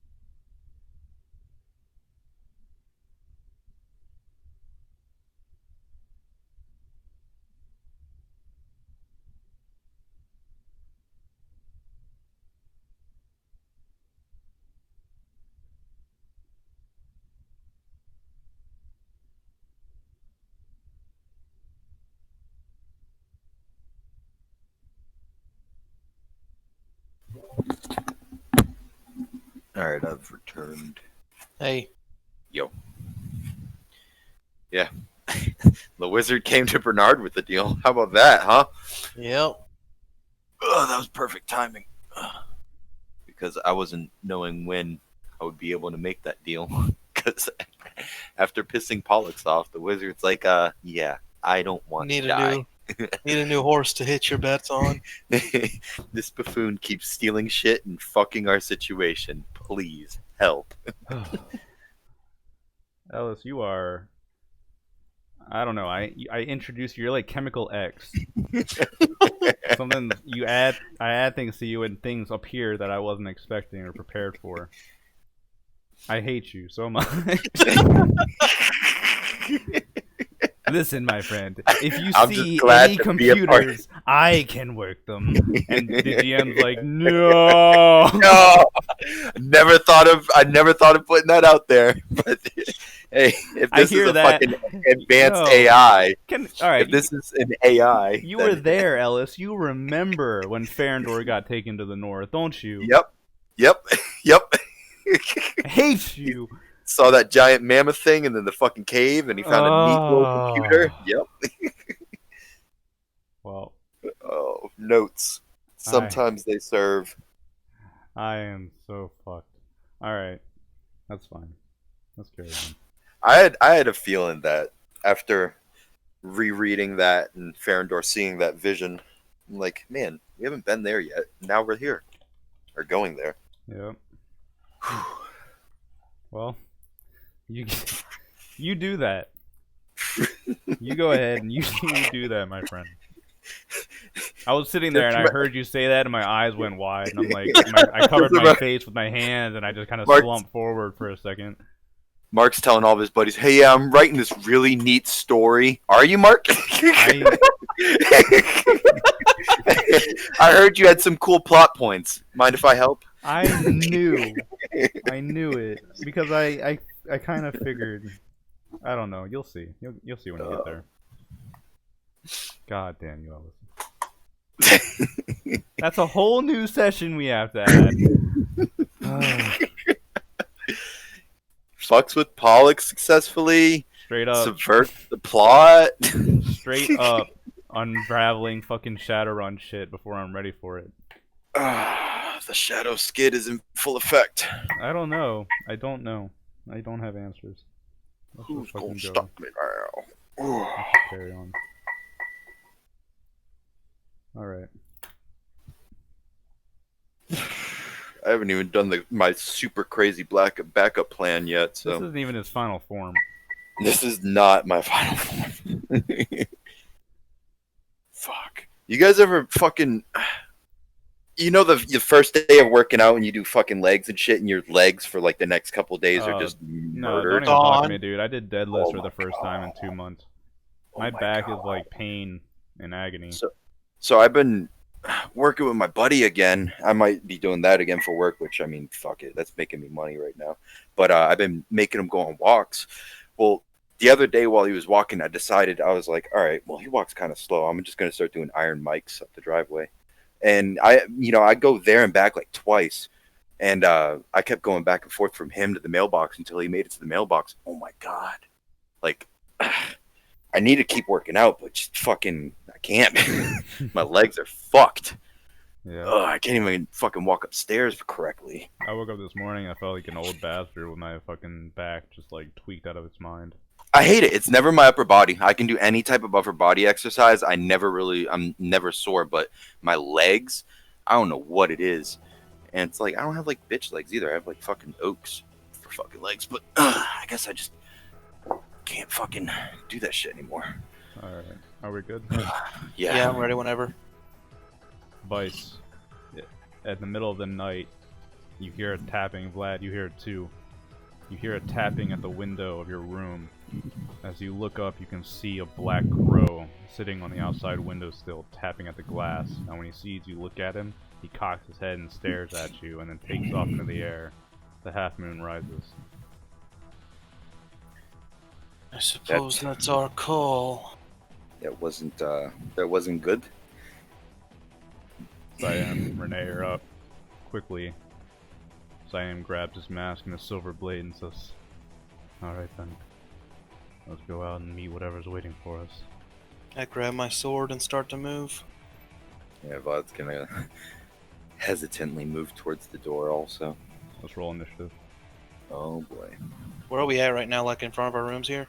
You would be in this room right here.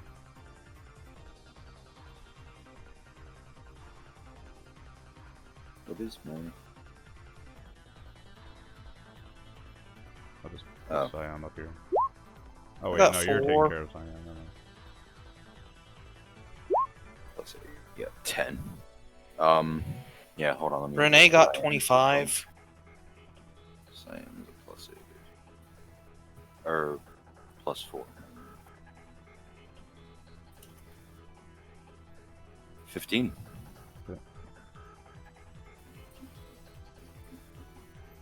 So what order are we heading out the door?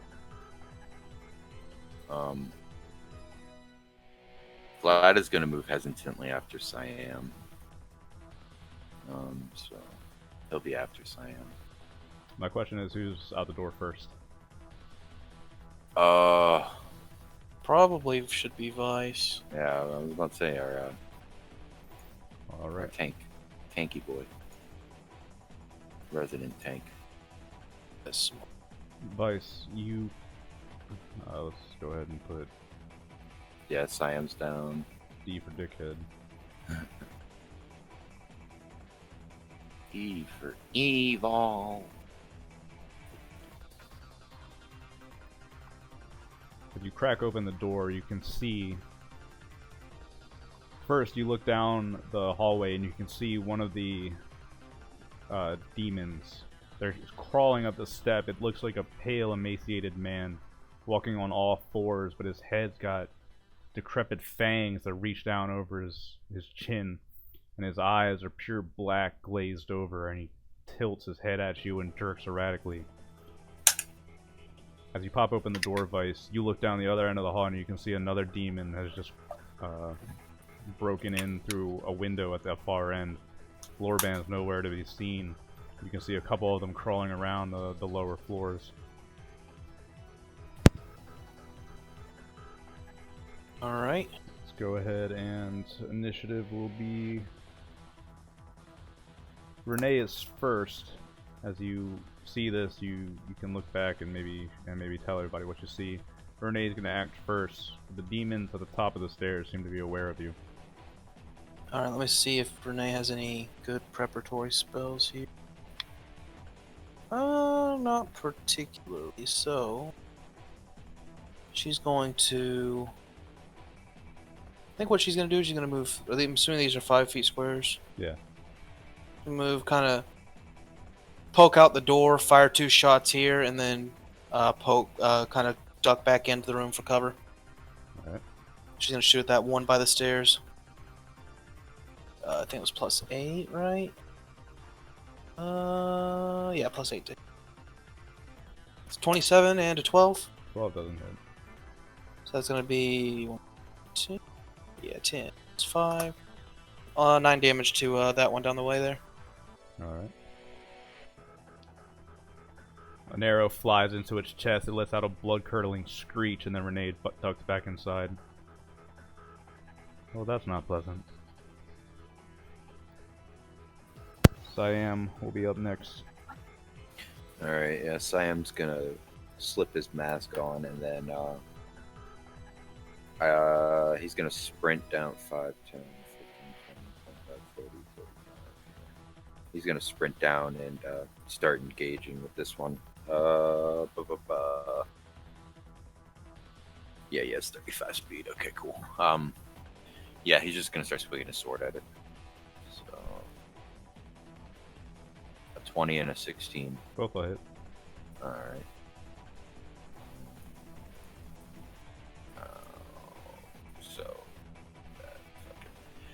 29 damage. Really good. Yeah, Siam cracks open the door as Renee ducks back inside, and he turns and sprints down the hall. He collides with one of the demons. It lunges at him, but he brings up the flat of his blade, smacks it back down, and then bringing the point down, stabbing into it a few times. Now the demon, one of them's going to run up. You can hear it kind of collide at the door. The demon's going to swing at Siam a few times.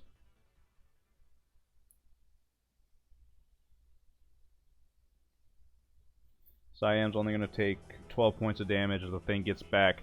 It lunges back, wraps its limbs like on either side of the wall, and then propels itself forward to Siam.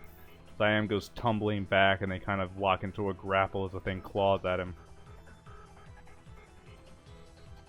The demons at the bottom, they look up and they start screeching and howling at the top of the stairwell.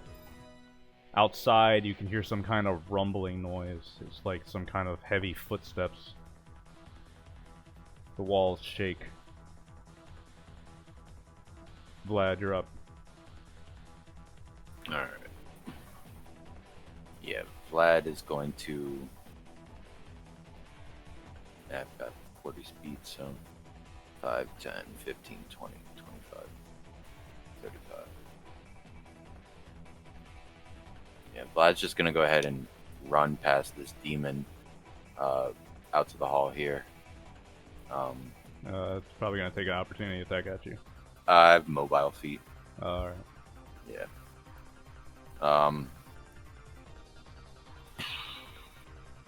Yeah, I guess then just spin and shoot a firebolt at it. Yeah. 21. Firebolt. 12 damage. Okay.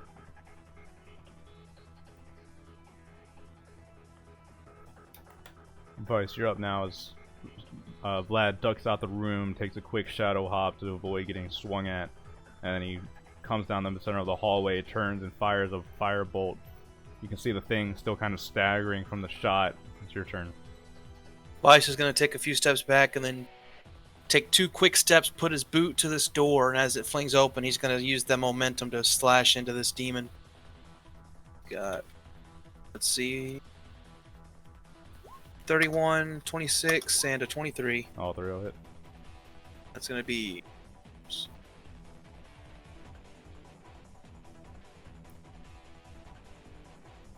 So that demon takes 38 damage. Alright. Vlad, Vice, you kick open the door as it's reeling from the firebolt. You swing the door so open that hard that it collides with the demon. The demon goes crashing into this part of the railing. Some of the beams fall off, and then as you step out, you bring down the great blade on it so hard that you smash it and it begins dissolving into a bloody mist. The other demons now, they give pause, and then they all screech the louder. Renee's up. Right at the end, Vice will look over and say, "You got that, Siam?" He'll give you a big thumbs up as he Yeah. regains his posture. So he's gonna... So I think Vice is gonna move 5, 10, like right here, and just kind of hold his ground, and then Renee's gonna move 5, 10. She'll sit here. She'll put... She's gonna target this guy. Let me think. No, she better help Siam try and dispatch that one. Alright. 27, and another 12. 1 hit. So that's 10 plus 5, so it's gonna take 13 damage. Okay. Yes. Renee puts an arrow into its stomach. The thing's bleeding bad now, and you think Siam's got that one pretty under control. Siam's up now. Ellis, you You're might be muted.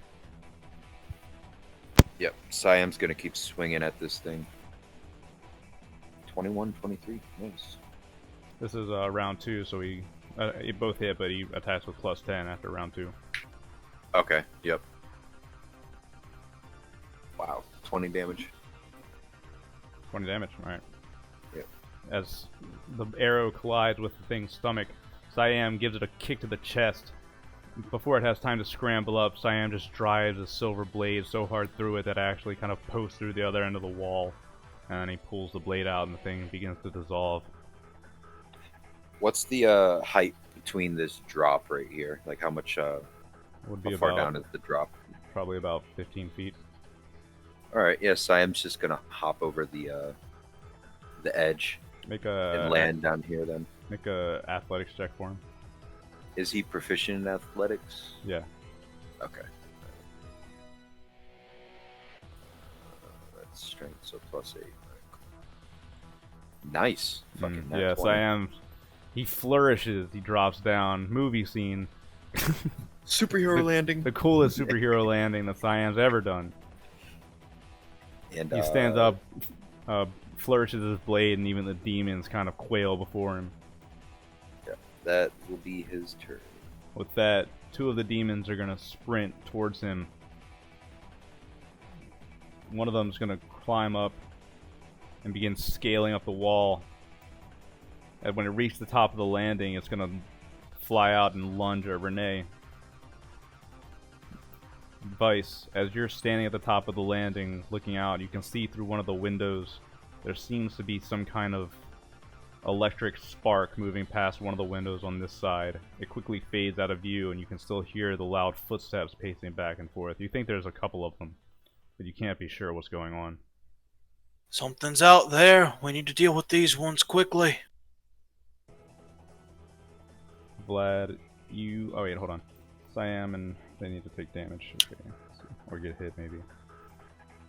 They need to take damage. They need to take damage. No, You Siam... need to take damage. As Siam lands, one of the demons flies off the table at him. Siam ducks underneath, plants his foot in the thing's stomach and sends it reeling against the wall. Another one comes up and tries to grab at his neck and bite at him. He turns his head so that the fang meets Silver Mask, and then he grabs it by the throat and slams it against the wall. Renee, similarly, as the thing lunges at him, Renee actually turns to the side. The thing goes flying into the room, and then Renee turns and slams the door shut, letting it click, and you hear banging on the other side. Renee laughs at this. Vlad, you're up. He's gonna look over as Renee lets the thing. Yeah, my stuff's in there. Can you please not? And then he's going to run and stand on the banister. Then these two fuckers down here.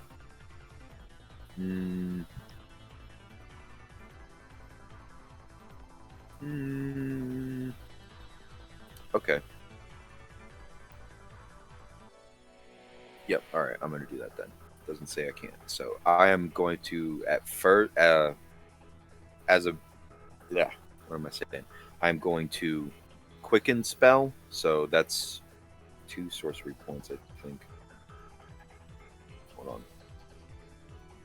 Yep, 2 sorcery points to cast Firebolt with quicken spell as a bonus action at this guy. And then as a regular action, I'm just going to shoot another firebolt. So 2 firebolts, essentially. Okay. 16 barely hits. 23 and the 16. You said 16 barely hits? Yes. Alright, cool. For 31 damage on him. Good damage. You stand on top of the banister and start firing down firebolts. This one's like, he's running across the ground, but you keep blasting him back with these firebolts and lets out pained yelps every now and then. Vice, you're up. Alright.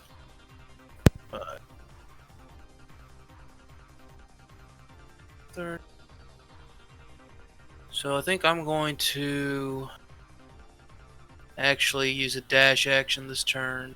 Move from here, that's 32. 5, 10.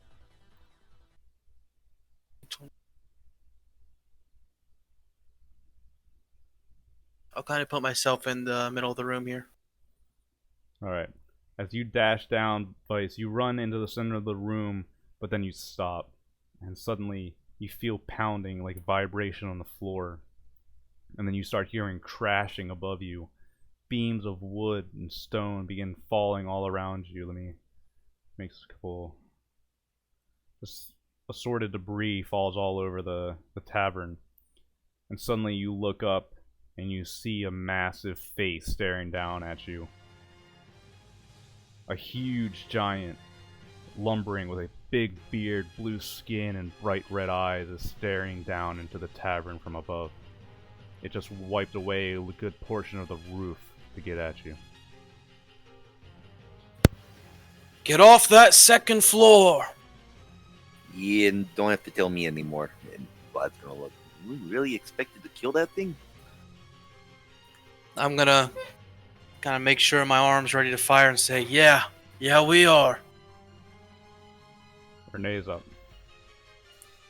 So Renee's going to Renee, get up. yeah, she turns and says, "What the hell is that?" Go ahead. She's going to similarly to Siam, try and do a leap off of the banister It's much land easier for her than him. I'm not gonna make her roll for it. down here, and while she's in midair, she's gonna take 2 shots at that demon there. Try and clear those out. 14 and a nat 20. Cool. Take 21 damage. Cool. An arrow flies right into the thing's spine. It screams and lurches back. Siam's turn now. Yeah, he's gonna take the opportunity to slice at that one as well, the one that she just shot at. Alright. Ooh. Now, what the fuck? What the fuck? Okay. Those are some Bernard rolls right there. I hate when it does that. Oh, here's a nat 1, but here's a nat 20 too. Yeah. Okay. It's fate making up for all this shit. So that's All right, max so damage plus 16 plus 7. Yeah, Alright. 16. Bernard plus 7. was in the party recently. that. Bernard Yeah. shows up and suddenly the Zinch rolls start residual. coming again. As soon as Residual Pollux's influence fuckery. ends, there comes Zinch back right into it. The residual fuck. Pollux was the only thing holding him back. So Yes. 22 damage on that fucking thing. Alright. Oh man, 121. Siam kicks. He sends a roundhouse kick at it as it's screaming back, and you hear this thing's neck snap loudly. Its body crumples into a heap and then explodes into mist. Siam turns and he stares up at the giant. He's still got a hand wrapped around one of the demon's neck as it's kind of like trying to gnaw at his fingers. He points his sword up at the giant and says, "That is bullshit." Vlad, you're up. Alright. Yeah. Vlad's going to agree. That is bullshit. And yeah, Vlad is going to hop down first because he doesn't want to be on the fucking banister anymore. He's gonna hop down first, and then yeah, he's gonna point a finger upwards, and I'm going to I haven't used it yet, but I have disintegrate. I'm going to use that. So yeah, Vlad is going to cast disintegration. I'm going to cast it as a quicken spell. So I'm going to spend The 2. giant? Yeah, at the giant. Yeah, I'm casting at the giant as a quicken spell. I'm going to cast it, so bonus action. It is a dex save. DC 18. Failed. Ooh, yes. It's a Alright. lot of damage. Yes. Disintegration is a good spell that Bernard also knows. Oh my. Yes. That's my only 6th level spell. Is disintegrate. Vlad, as you look up, the giant slowly begins reaching a hand down at you as if to grab you and lift you up. Suddenly you point up your hand, your finger more like, and you just fire a shot of disintegration right into one of its big red eyes. You can actually see the red eye disintegrate in its socket, and the giant lets out a howl that probably causes a few avalanches, a few mountains across. It's so loud that it hurts your eardrums to hear. All right, and Keep moving. We need to get out of here.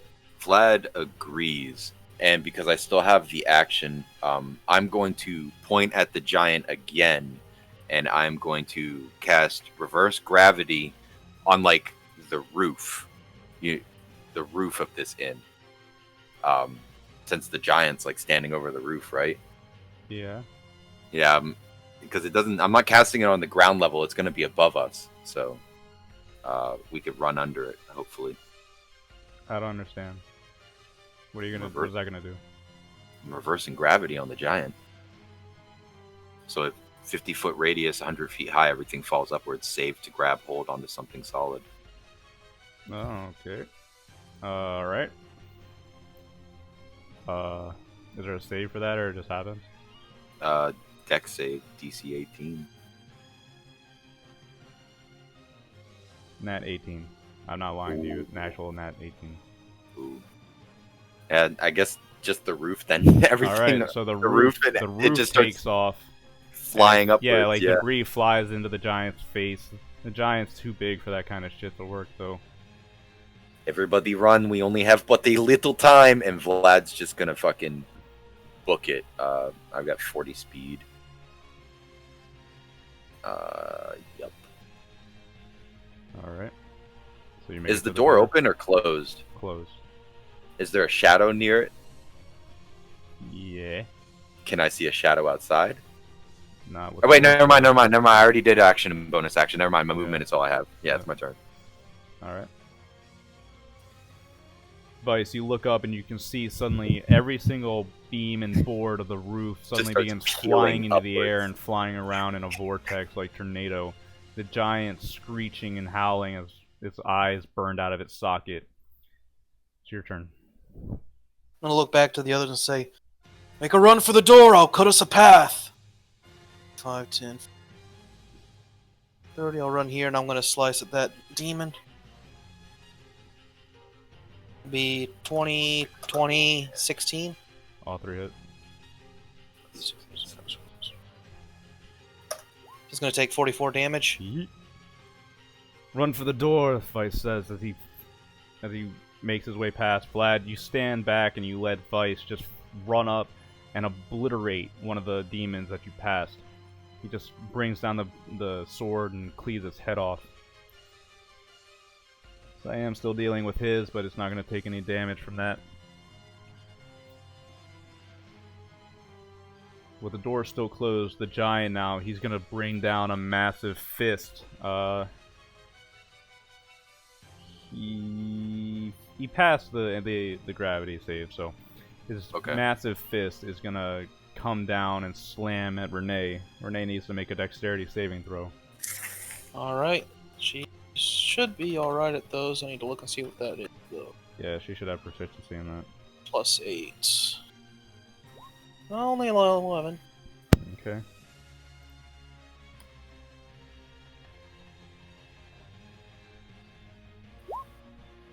Renee's gonna take 29 points of damage. She tries to throw herself back. Oh, whoops. She tries to throw herself back to avoid the fist, but she's a little too late, leaving a massive hole in the ground as she goes flying. She's sent flying over this table here and lands prone over here on this end of the table. You can hear her coughing and trying to recover herself. It turns back and looks at you two, and you can see out of one of its eyes a red beam starts lighting up. It starts etching its way across the ground towards you. It's gonna miss both of you though. You both manage to step out of the way, and then you see as it leaves a red line, it lingers there for a moment and then explodes up into fire that kind of spreads out in each direction.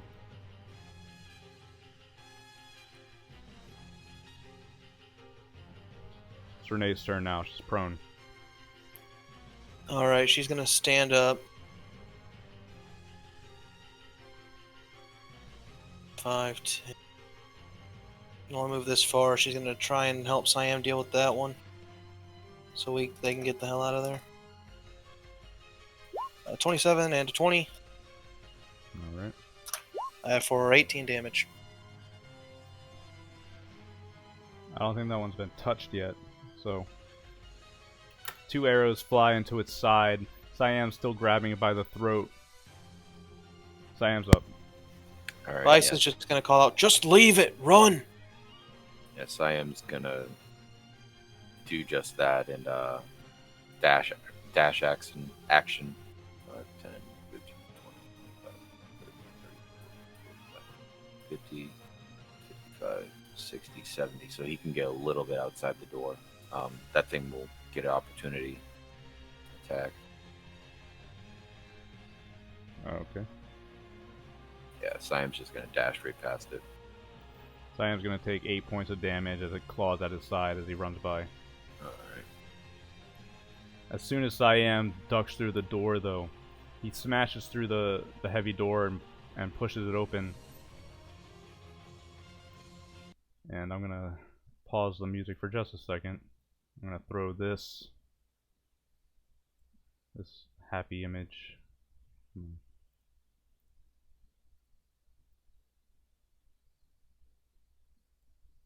Oh, I gotta save it, I guess. Sorry, 1 second. Oh boy. Yeah, I recommend everybody get out because this reverse gravity is concentration, and you know it. You know it. You know what's coming next. Too bad I didn't grab the giant with it, but yes. It's Well, it was in fine anyways. That's keeping the fucking the roof of this boards inn. and shit from falling on us. That's why I'm like, get the hell out. Yeah, they're not going to be falling on us. Hopefully. Well, I hope you guys don't regret your decisions. I hope I don't either. I wish I could. I don't know. It's not letting me drag and drop pictures. Sorry, give me 1 second. I think it's worth it to have these pictures included here. You send it in the Discord if you need to. Yeah, I'm trying to. Oh. Should be able to Alright, just so there's the Tulsi. first one. Oh, lovely. And here's the second one.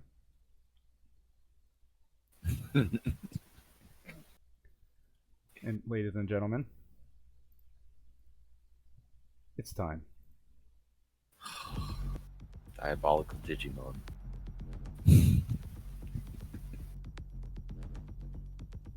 So this will be, we'll call him Parl, and we'll call this one Blood. Standing at their center is the armor-clad Black Knight Vice that you saw.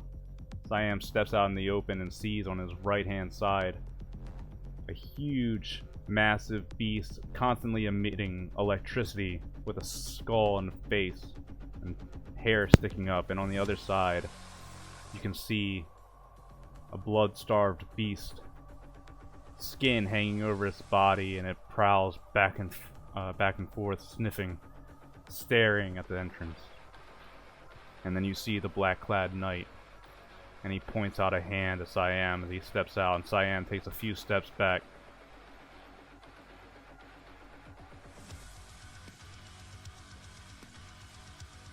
Vice, as you peer out, the knight turns his head and looks at you, and you hear his voice. It sounds like a whisper, but you can all clearly hear it. He says, "I can save you. Join me."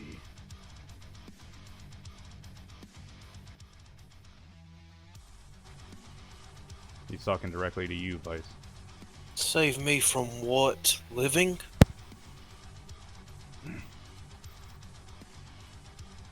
He doesn't answer. Instead, he unfurls a massive flail in his left hand.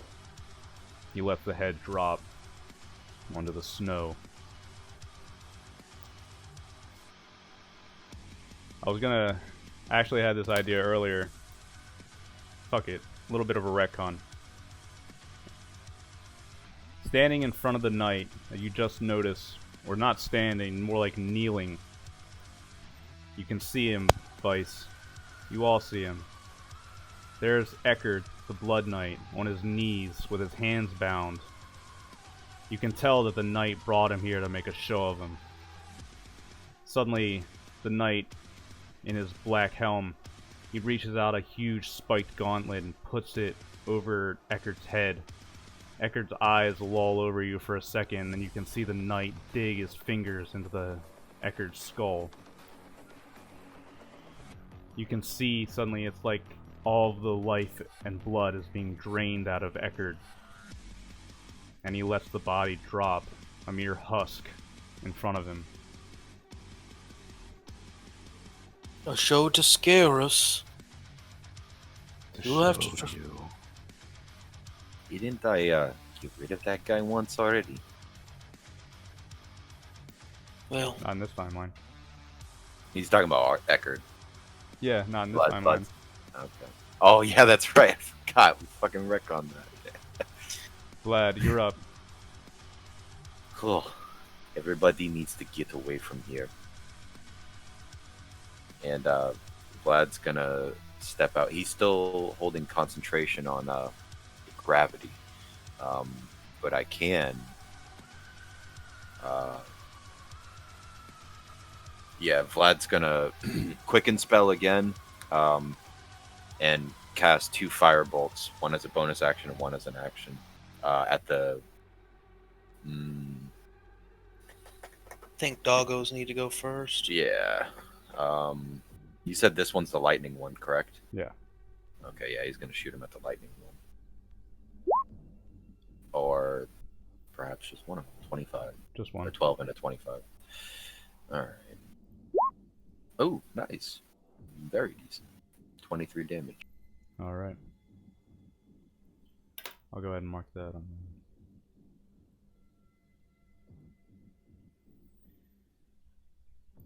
Keep playing music, I demand it. And yeah, Vlad's gonna move to like right here, out of the doorway, but not directly in the door. Parl screeches and electric energy flows over the snow. As the firebolts collide with it, it lets out a blood-curdling scream at you. Vice, you're up. Alright. Last one.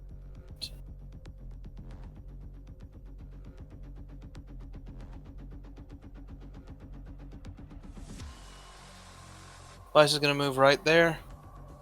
And he's going to take a defensive action. And actually, let me see if I got any decent potions here.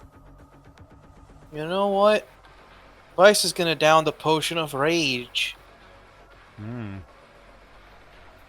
my. Yes. Vice. Vice becomes Doom Guy.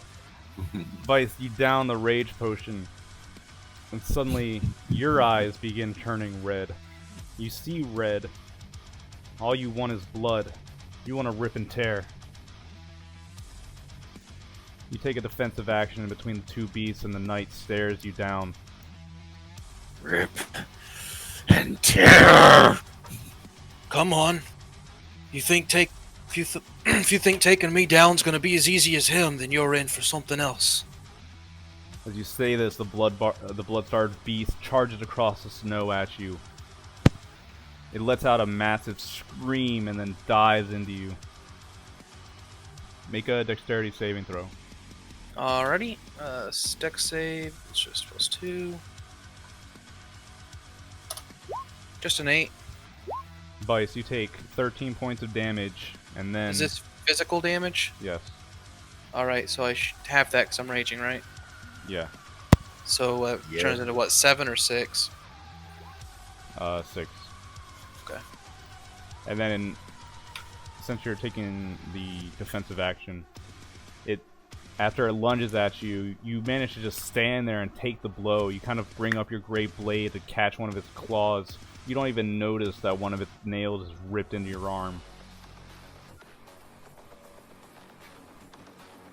After that, Parl's gonna sprint and charge at you, Vlad. This one's a bit bigger and scarier than the Blood Beast is. Alright. So he's going to run up to you, and both you and Siam need to make dexterity saving throws. Alright. That's convenient because we both have the same. So 13 for Vlad and 23 for Siam. Alright. Vlad, you're going to take 37 points of lightning damage, and Siam's going to take half of that. So 7 divided by 2, 18. Alright. As it runs up to you, it drops down onto all fours and then emits a massive static discharge of electricity. It sweeps over you, and Vlad, you're so close to it that it just shocks you instantly. Siam ducks back and turns his back to it, and the lightning courses through him as well. The knight makes his way. He stays out of your range for now, but he kind of just circles around and watches you, Vice. And this demon is going to go up and try to scramble after Renee, taking a swing at her. Renee's going to take 9 points of damage as it comes up and claws her in the back. Alright. With that, we're up to Renee. Oh, wait. I have to make a concentration check because I'm still concentrating on the gravity. Yeah. All right. It's half the damage or 10. Half the damage. What? Half of Or the damage 10? you took, or 10 if it, whichever one's higher. All right. He took And 37, so 37 divided by 2 is 18, obviously. All right. So I get. That's the DC I have to pass. I get advantage because I have Warcaster as Yeah, that's well. what you're trying to beat. 18. All right. So I just roll my Con spell? save. Oh, okay. It's a Constitution save. Okay. Oh, Nice. with advantage. Yeah, still 19. Ah. All right. Yeah, so I maintain hold on that gravity. Which Yeah. is, I imagine we don't want all that shit crashing down on us yet. The giant's kind of just like stuck in it. Like he has no idea what to do with fucking reverse gravity in his face. He's like, he tries to reach down and his hand goes flying back up. Splinters come in, like stab into his hand. You've got him kind of perplexed for the moment. Good. All right. We are at Renee. Look at. So she's gonna take a disengage action, and hop up and sprint over this table and make it right here. All right. And I believe, actually, as a bonus action, she's gonna cast Hunter's Mark on the lightning one, Okay. and that's her turn. Siam's up. All right. Yeah, Siam is gonna run into this one, and I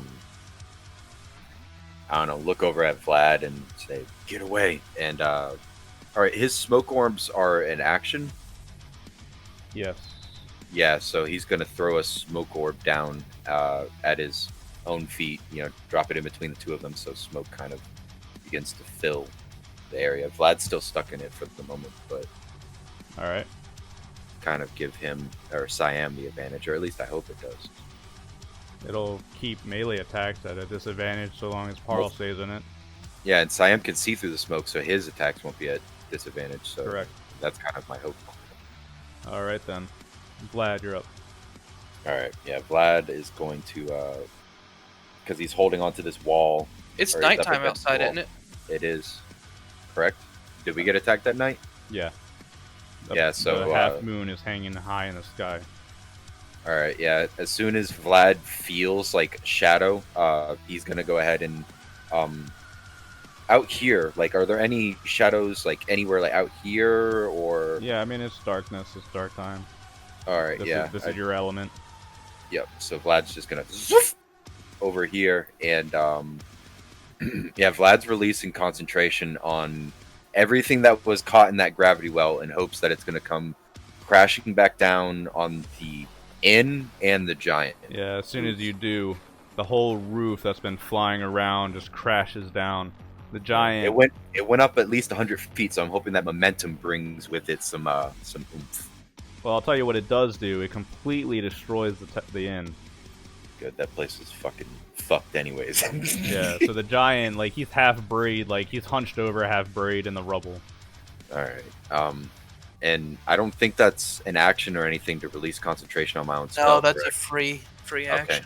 Yeah, so, I still have my 8th level. I want to hold on to that for a moment, I think.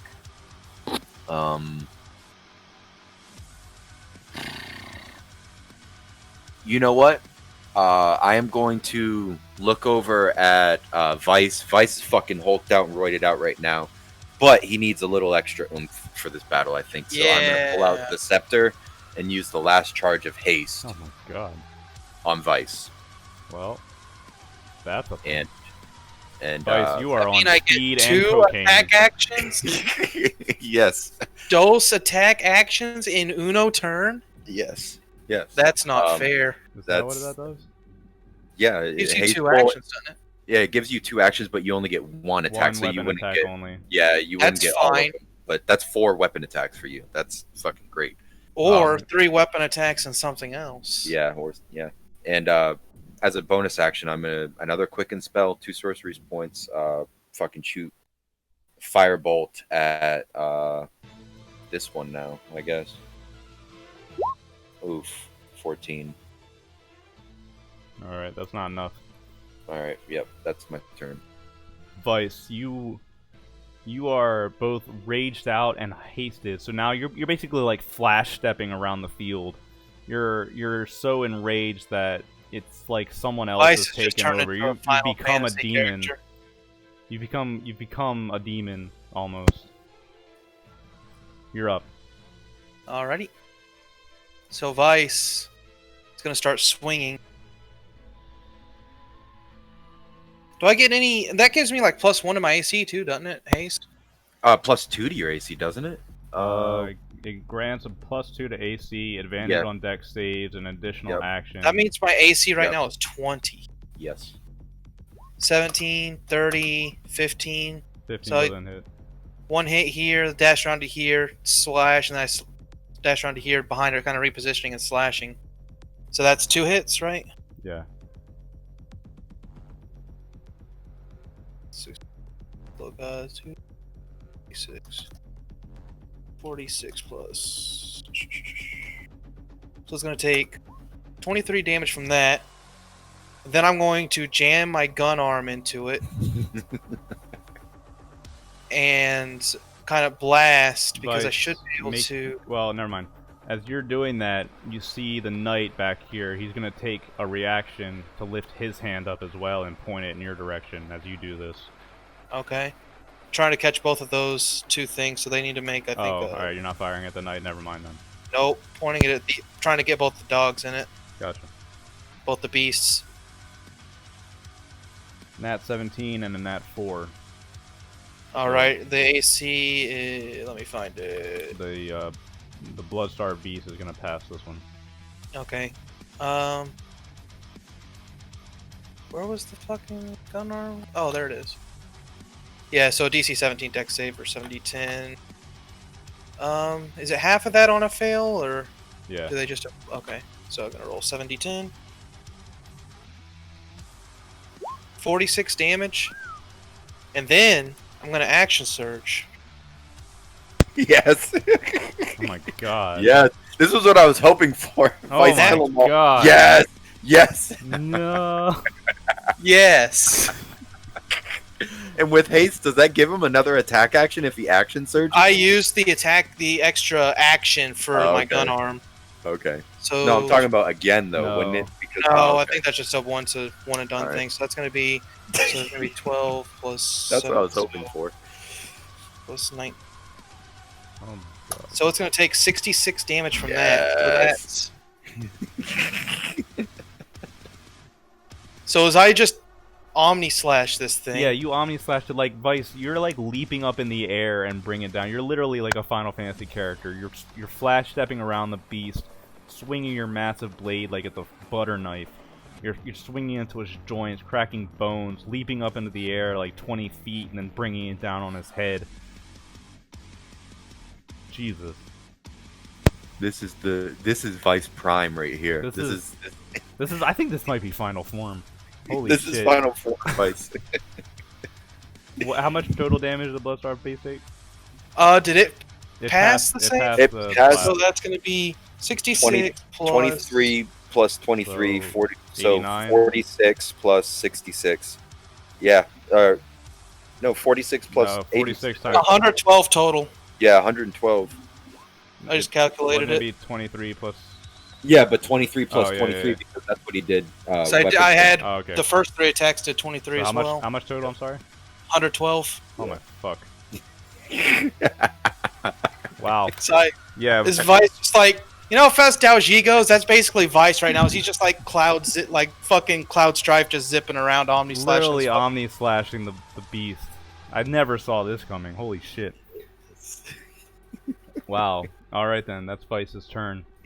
The Dark Beast, while it's over there dealing with Siam, it's gonna make a couple attacks with disadvantage. Alright, so Siam's only gonna take 1 hit, thankfully, from the disadvantage is protecting him. Yeah, Siam's only gonna take 12 points of damage, not terrible. that's not bad. Bloodstarved Beast is going to turn towards you.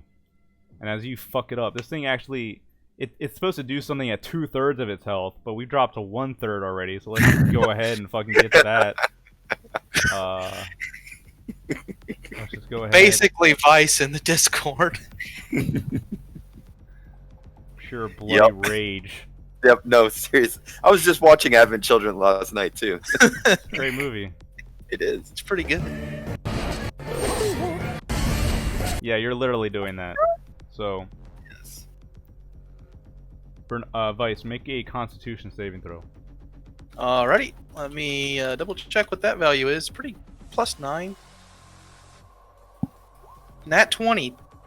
It lets out a wave of toxic gas at you. You breathe it in and you love it. It intoxicates you even further. You get the smell of blood in your nose and you crave it, Vice. Is Vice doing the rage cackling now? I think you might be doing the rage cackling. The night. It's already been established that Vice has the cold rage. He's just Seething. He's just pure seething. hate. The night, Pure hate. seeing that things are going poorly, he's gonna step forward and swing out his massive flail at you a couple of times. looking for a 20. Yeah, he's only gonna hit once with a 20. So you're gonna take 14 points of damage. Low rolls today. Is that halved? Yeah. Okay. Uh, Vice likes being enraged. Alright. 7 damage. Rage is very nice. Rage is so nice. With that, he's gonna take a reaction and step forward. He's gonna send out. Make a grapple check real quick, Vice. I have advantage on this since I'm raged, don't I? Yep. Yeah. 20. Fuck you! Alright. He sends out of as you're Omni slashing the blood beast, you come down and you land. You try to flash step, but suddenly you flash step right into his gauntleted fist. It tries to wrap its cold hands around you, and you feel its fingers begin digging into your neck, but suddenly, Vice, you just throw your arm up, throwing the Black Knight back. You throw your greatsword into its chest, and while it doesn't do any damage, you leave a huge skid along its black armor. You reject it. Told you it wasn't going to be as easy. Yeah, you try to say that, but it comes out as "fuck you." Suddenly, you hear a loud, cackling voice from around the side of the building, Vlad. You turn and you look, and you see Lorban step around the side with a massive chain gun. He wheels it out from the side of the building.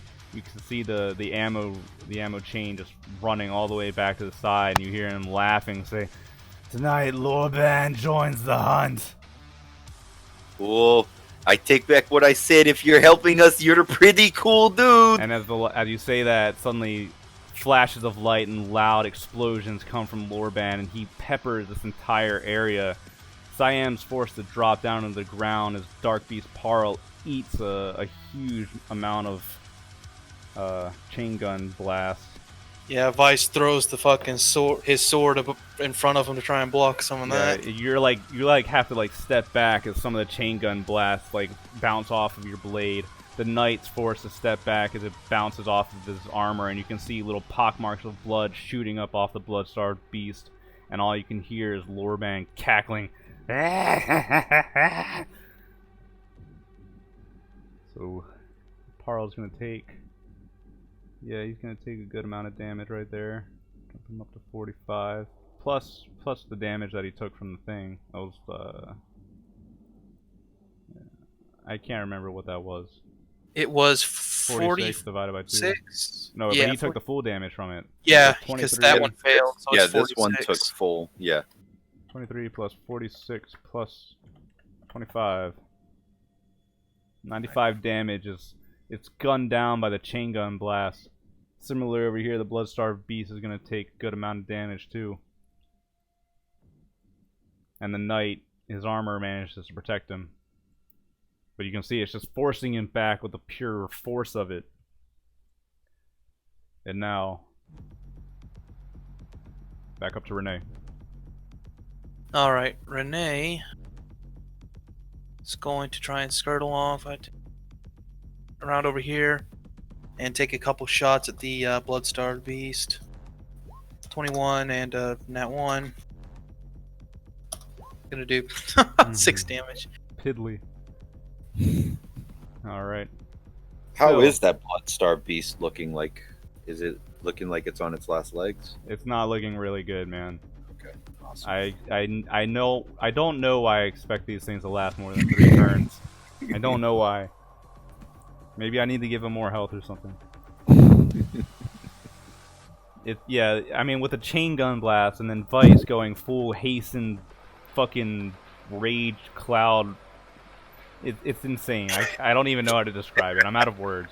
Whirling dervish of death standing in between 2 enemies right now. Something's going on here. Siam is up now. All right, it's been 2 rounds. No, that was just 1 round, right? Since I popped that smoke bomb.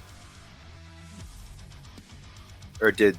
Yeah, Siam popped the smoke bomb. You took the opportunity to jump over here, so this should be round 2 for Siam in there.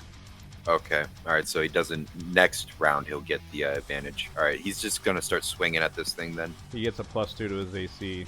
I mean, not his AC, his damage attack rolls. Like after this round, though, right? I'm saying it wrong. He goes from +8 to +10 to attack. Okay. It says after 3 turns, though. After 3 turns, he goes double damage.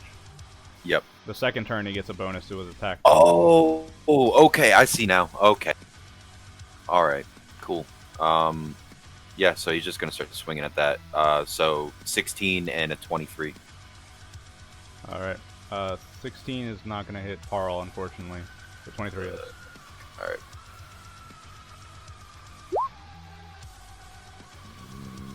14 damage. All right.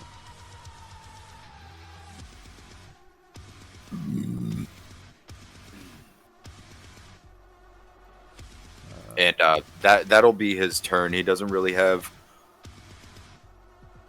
He's doing his job. He's doing it fine. Yeah, he's not hurting right now. Yeah, he's good. All right, Vlad, you're up. All right. Well, Vlad is about to fucking throw out an ultimate fuck you. I still have a level 8 spell slot left. Yeah, Vlad's going to charge up, and this is going to take all the last of my sorcery points, but I am going to expend 8 sorcery points to cast Disintegrate at 8th level, twinned. So I'm going to target both the Black Knight and the Blood. You're gonna say Blood Beast. Yeah, Blood Beast. So they both have to make a DC 18 Dex save, or Nice. Kill. Oh no. Yeah. Oh yes. Oh no. Oh, still only at 16 of them, but all right. Yeah, because it goes up by 3d6 every level. Oh, plus 40. Oh shit! So plus 40 on top of that. So 62 plus 40. I didn't even add that in the last disintegrate. Yeah, you did. No, I didn't add that to the spell. It's 10d6 plus 40 force damage. Yeah, you added it to the last spell though. I did? Yeah. Oh, okay. This time I have to, so an additional 40 on top of that, so 82.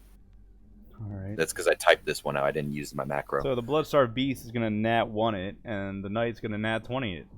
Yeah, that Bloodstar Beast is. It is gono. Yeah. It's just, Welcome to Bernard rolls. I disintegrate a creature and everything it is wearing, carrying, except magic you items. disintegrate its entire soul. Again, this one's not going back to the warp.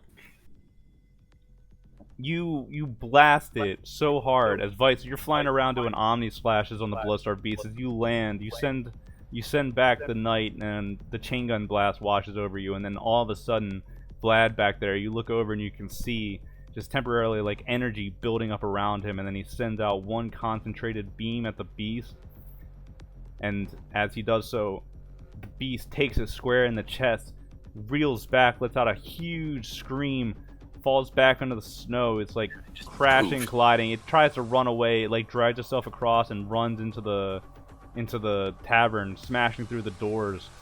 And then all of a sudden you just see it lurch back and explode into a bloody mist that covers all the inside of the building. No, it's just dust. It just Marvel Infinity Wars just fades to fucking dust Blood as it dust. runs. Yes. It's a demon. It's gotta be blood something. Bloody dust. Done. And then this guy, Did he save or He did nat he? 20'd it. So as Oh. you disintegrate Half towards him, he sends out a hand and he shoots out a blast. This blast is like 10 times the size of your beam, but your beam collides with it and then pierces through it anyway. It's gonna hit him for half damage, correct? Yes. Alright. So what's the max damage that he's taking? 62 plus 40, you said? Yeah. So 82. So half of that 41. So wouldn't it 62 plus 40, right? Yeah. Alright. And then 102 divided by 2. Or damn, well, I'm an idiot. Why was I thinking it was 80 something? I don't know why. Yeah. So 51. Alright. 51. The very thin beam overpowers the knight's massive blast, just hitting him square in the chest. And it rises up his face, and you can see his helm blown off. Vice, you turn and you look, and even in your rage state, you can see he looks exactly like you, but his eyes are hollowed out. His skin is pale blue, and his hair is white.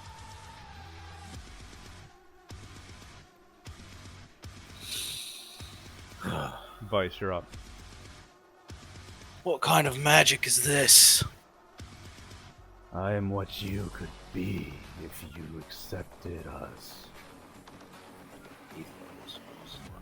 Vice won't even deign that with a response. He's just gonna go start slashing at this guy. 21, 27, 17. 17 is not gonna hit. And then he's going to use the slam move for his other attack. So it misses.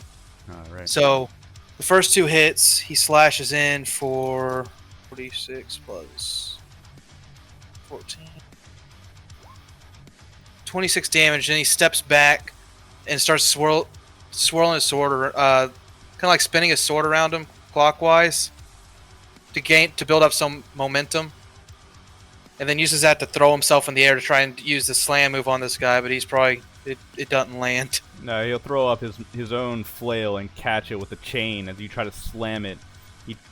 You cut him a few times, and then he wraps the chain around your blade, and then as you land, he sends up one of his black boots and kicks you square in the chest. You're sent reeling back as he deflects you, and then he's going to take his reaction, swing at you. You're alright. He's going to hit you once, and then he's going to take his full actions, bring his greatsword down. Okay, that's a crit. Let me know if he misses. Okay, that's a crit. So you're going to take...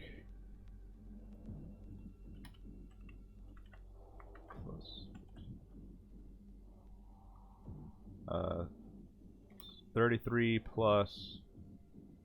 That would be 12 plus 5, so 17. So 33 plus 17... 50 points of damage, and you need to make a by crit 2, save. right? Right, because you're raging. Which, thank God for that, you know. Mm-hmm. So, then what's that? That's just a straight D20, right? D20. 9. Barely missed it. Make a... 89. Did he miss any of his attacks? No, he didn't. He used his reaction to hit you once, and then he attacked you twice, and he hit all 3 times. So I've been forgetting I should be using my Good fucking maneuvers, and I forget about them because I haven't Oh, played wow. as Vice in a while. Vice, as he kicks you in the chest, he whips back his flail, and he sends it flying to you. You try to move, but it catches you on your right side and your cheek. The flail digs into your skin, and the horrible chaotic energy washes over you.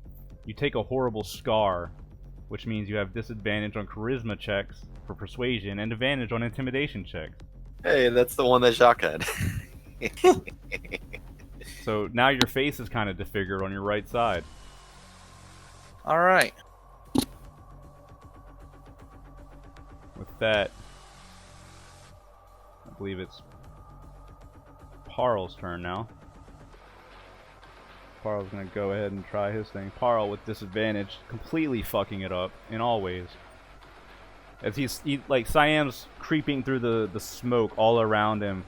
He's sending out whistles and trying to bring the beast to attack one spot, and then he'll run around, run through its limbs, come around the side and slice at it. Siam's a combat genius when it comes to one-on-one. You throw him against anything and he'll figure it out and start fighting against it no matter what it is. especially in that smoke with his mask. That's why I always try and throw that out. Yeah, when I can. he's an absolute monster in 1v1. All right.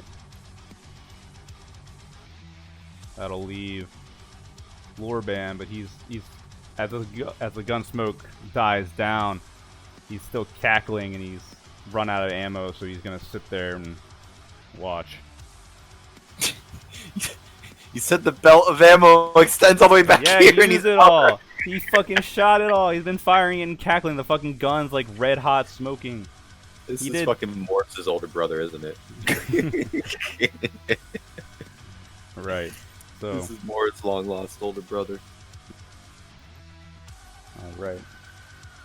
Now we're up to Renee again. All right, she's gonna try and finish off the dog, or at least fire some shots at it. 17 and a 23. All right. Those both 17's hit? not gonna hit. No. Okay. So she does 7 damage.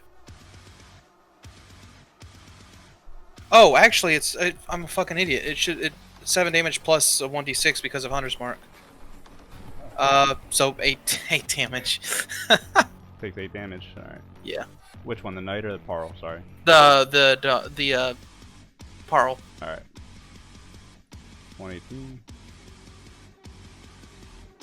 Cool.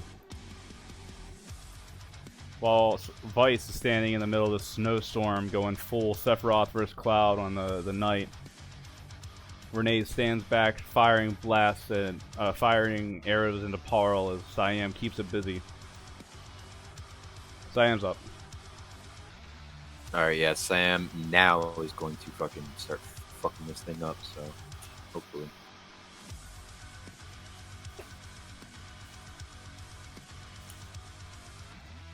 Oh, Nice. Yeah. He's doing double damage with that 2d12 shit, or that 2d whatever. Yep. Nice, look at that Oh, fucking red. fuck. Yes. Alright. Dark So Beast 40, Parl, alright. 42. Yeah, Yeah, 42 cinematic mode for a second. Dark Beast Parl wraps a hand around Siam, finally catching him.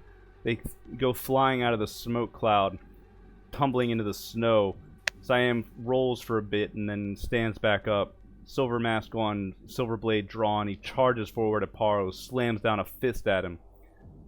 Siam lunges out of the side and then climbs up onto the fist, climbing up onto Parl's arm, running all the way up and coming to the neck.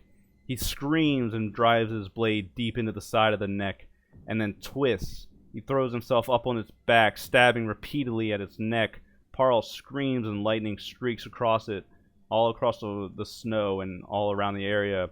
Siam, screaming, drives it into the center of the back of the head, and then twists so hard and throws his body down so that he wrenches it, and suddenly Dark Beast Parl's head comes clean off, snapping like a bone, dropping into the ground, and he lets off one electric discharge before Siam drops into the snow, rolls out of the way. Vlad, you're up. Nice. Alright. Yeah, Vlad is going to not using his teleport, he's gonna use his feet for this one. I gotta zoom in a bit more. There we go. Well, let me grab Vlad. Here we go. Yeah, I'm gonna come forward a little closer, and at 5th level, I am going to cast Azagar's Agonzar's, or Agonazar's. Agonazar's Scorcher, 30-foot line from Vlad to here. So freaking red.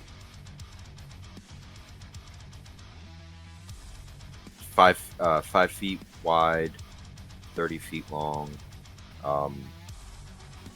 He's got to make a dex save or take.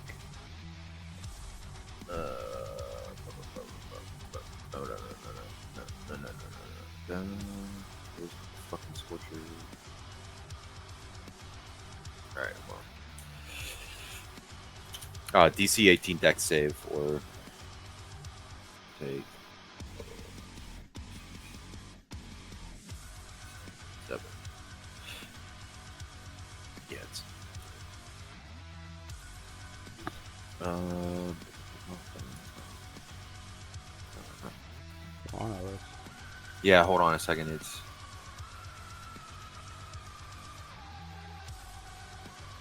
plus 1d8 spell. Okay. Alright, cool. Just 33 damage. Wow. 33 exactly, huh?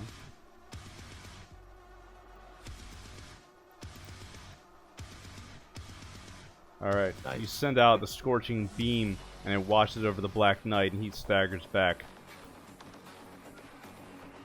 And that's a constant, so as long as he stays in there, he's gonna take another d8 every turn, or He's going to use his reaction to lift up his hand and fire a beam back at you, Vlad. Make a dex save. alright. Never mind, it's not constant or continuous, it's just a one time. Alright. Ugh. Okay. 10. Vlad, this might hurt a little bit. Clench your butt cheek. Oh boy. He fires back a massive beam, much larger than yours. Pure black and blue. It blows over you. And you take 56 points of damage as it blows you apart. Alright. Vice, you're up. All right. So, first roll, 14. Do I know what I'm looking for on this guy? You're looking for a 20. All right, I'm gonna try something here. I'm gonna try my precision attack. I can add a superiority die to my roll and see if that helps me hit. 7. So I think that puts me above 20. Yeah. Yeah. 21. Yeah, 21. So that hits. So. Okay, nice. So then I'm gonna swing again. 22, and then again 20. And on that last one, I'm going to make it a. Let's see what I got here.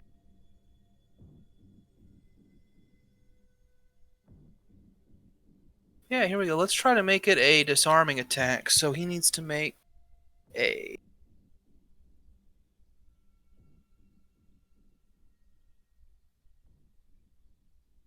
Strength save. Strength save. He got a 22. Yeah, he passes it then. Then I'm going to. Let's see.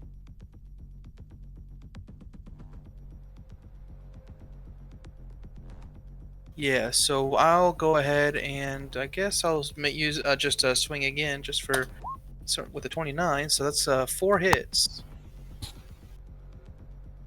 Please That's end him. 8d6 plus.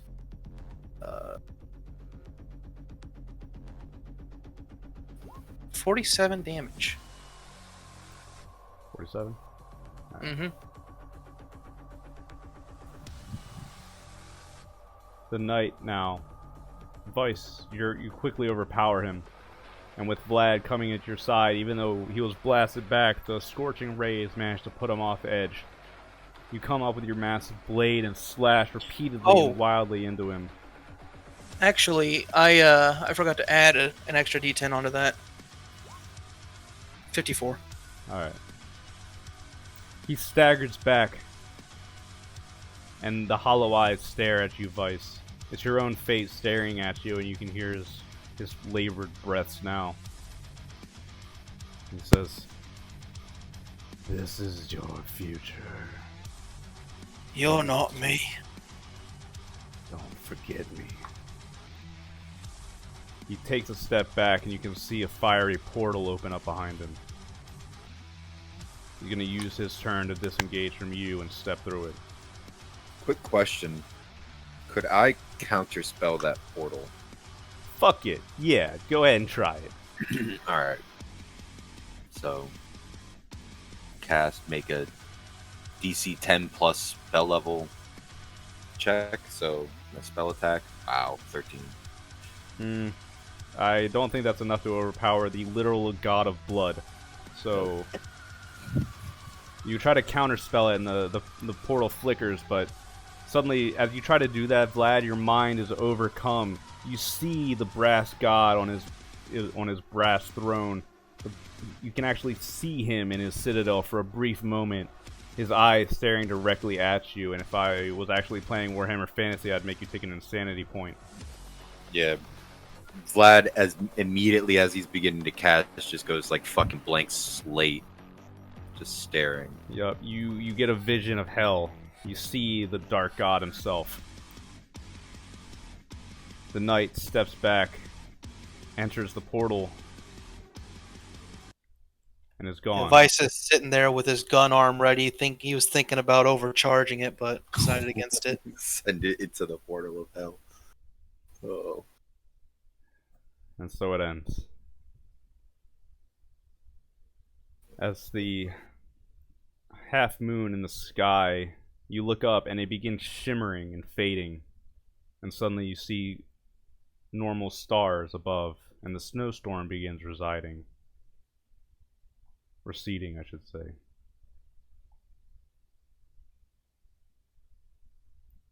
And that's it.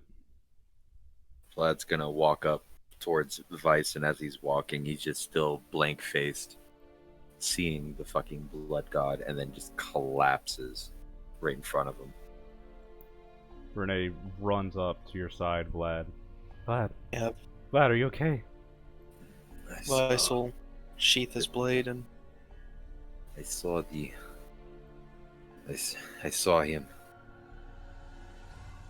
Renee, she cradles your head in her lap and says, Don't think about it. Don't worry about it. We're here for you. We're gonna take care of you, Vlad. Yeah, Vlad's fucking exhausted. Right. He's fucking spent. Sam comes up. He's bloody and bruised, but he comes up beside you, Vice, and looks down at Vlad. And then he turns back and he stares at the destroyed tavern. He looks around and says, and Lord Dan's gone too. not surprised. I think maybe whatever curse was on this place might be broken now. Perhaps. Seems that way anyways. Oh, then.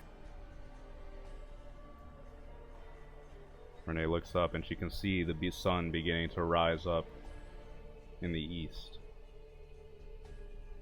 And as you collect yourselves after the battle, Actually, at that point, Vice will probably end up clenching his temple as Bernard comes back and says, "Well, you all did quite well. Terribly sorry to interrupt your adventuring, but I need you back in Barboza for now. It won't take long."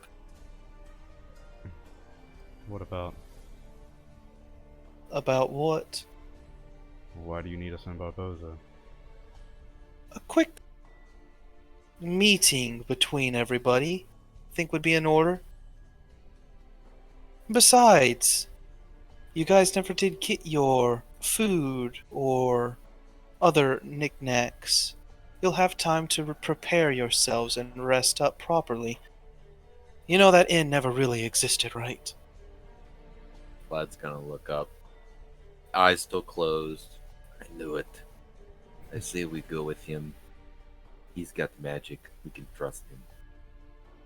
Sam shrugs his shoulders and Renee smiles. So be Well it. then, we'll take Vlad's silver knife and begin making a teleportation circle. So you do. You carve a teleportation circle in the snow, or in the ground where Dark Beast Parl's blasted, or all the fire, or where Vlad is sitting. It's all melted. It's all fucked up. It's all melted. It's all melted. So 7 yeah, feet Vice, down. you or Vlad, Bernard, you kneel down, carve the teleportation circle, bleed it, and there you are. The party goes back to Barboza. And I'll, Actually, Bernard proper will probably be waiting, so Vice will get his form back, and Bernard will end up walking down the stairs and meeting them and saying, "Ah, good of you to join us. Hjalmar should be arriving this evening at some point. And you are, well, I would like to say you're free to stay as long as you'd like, but I think it would be prudent for you to minimize that time and try to get ahead of Pollux in the race towards the relic. Yep, I need to lay down. I'm not feeling so hot after that fight. There are beds upstairs. Why don't you let me show you to one? All right. Renee, Nice work, by the way. I was watching a bit of that. Very clever with the roof. Yeah, didn't go exactly as planned, but I tried. Would save the place from falling in on you. Yeah. I wanted to drop it on the giant. It would have been cool. Renee comes over and she grabs you by the arm, Vice, and she kind of grabs your cheek and says, "Oh God, what happened to you?" That death knight, whatever it was, hit me pretty good back there. Couldn't hardly feel it, though, with that potion. Actually, I don't feel like I took much at all there. Don't know what that did to me, but couldn't hardly feel a thing. Dampened my senses, well, sense of pain anyways. Your eyes are bloodshot. Yeah, I could probably do with a lie down myself, actually. I'm not sure I'll be able to heal this kind of scar. I don't think it'll bother you, but, well, you'll have a harder time finding a wife after all this is over. Well, like I said, I'm not particularly looking to remarry, so that'll be fine. Yeah, as Vlad walks up the stairs and bends around the corner, a fucking roll of lightning goes, or thunder goes across the sky, and then a flash of lightning outside, and then just at the door. Open You up. know you're welcome in. It's an inn, after all. Right. I forget. I haven't been here forever. Yalmar just steps in. As he does so, you see Trash Man. He passes by your side, Bernard, and he says, "I've gotten all the guests to clear out. The building's yours for the night, boss. I'm going into the city." Oh, have a good trip. Thank you. He nods to you and he enters out the door. Think the party needs a bit of a rest, but this evening we'll be able to get to it. We do need to have discussions about everything and get everyone caught up on the events of, well, everything, really. As soon as Vlad's ready to talk, I'm sure we'll be able to do that. Plus, it wouldn't hurt for the lot of you to go into town and get some supplies as well. Yeah, Yalmar's gonna. When you're step up. feeling ready. Yalmar's gonna walk up to the group. You look like you've all been through hell. We have. This hasn't been pleasant. Well, fear not. And Yalmar's gonna look over to Vice. Again, I apologize. And back to the rest of the group. We've reunified. Seems that our petty squabbles weren't as big as we thought they were. You call Altdorf a petty squabble. Well, Siam doesn't even try to hide the disgust on his face when you say that. to us, yes. And he's just gonna look to Bernard. Hoping Bernard's that just Bernard got kind will of like a rescue him from He's this got kind of like a situation. cringe face going on, like, eh. He says, Yeah, no. think what he's trying to No, say. Siam cuts you off. He puts a finger in both your face and he says, "What about Moors? What about all the Yeah, people what- that died?" Moors is alive, more or less, in a state. Unfortunately, Gelt will not be given We are back working to on her yet. getting Moors back. Exactly. Seems Gelt is going to be an issue. And as for the people that died, let's be perfectly clear about one thing. Do you plan on staying here with these people? No, I don't. But at the same world- time, it's not like you can just throw away. It's not like their lives don't exist. It's not like they don't matter in some way to someone. And to hear Yalmar start talking like you, acting like lives are to be thrown away just because it benefits you. Yalmar, you're becoming like him more every day. Does nothing Answer- matter to you anymore besides yourself? I'll ask one question. I'm not saying what we did was right or wrong. At the end of the day, what matters to me is the end goal. But answer me this. Do you think that it's better for them to die quickly in a battlefield? Or would you rather have them waited until the end? Where chaos, rats, demons, the other creations and abominations that Gelt has created, That's would what you rather disgusts them get a me. hold of them? That's what Yamar. disgusts me. You can justify whatever you need to do because it doesn't matter. We're going to leave, sure. Fine. It's not like I don't want to go home, wherever that is. I don't remember home. All I've seen is horror, and death and war, and you're making it worse and worse. When does it stop? When we get to the other world? Are their lives going to matter? Or is it going to continue to be worse? Well, Yamar right doesn't now we really need to have focus words for on this getting issue. there. I agree. And either way, I didn't bring everybody back so we could squabble amongst each other. I brought us back so we can talk about the events going on now, and here, not events already come to pass. Indeed. The Siam, future is important. Siam It's close stares you upon. down for a second, and then he spits on the floor, slides his silver mask on, and takes a seat at a chair. Fine then. Let's hear it. Well, first of all, I think we need to exchange some stories about what's been going on. I didn't quite get everything that happened, but I know Pollux has left.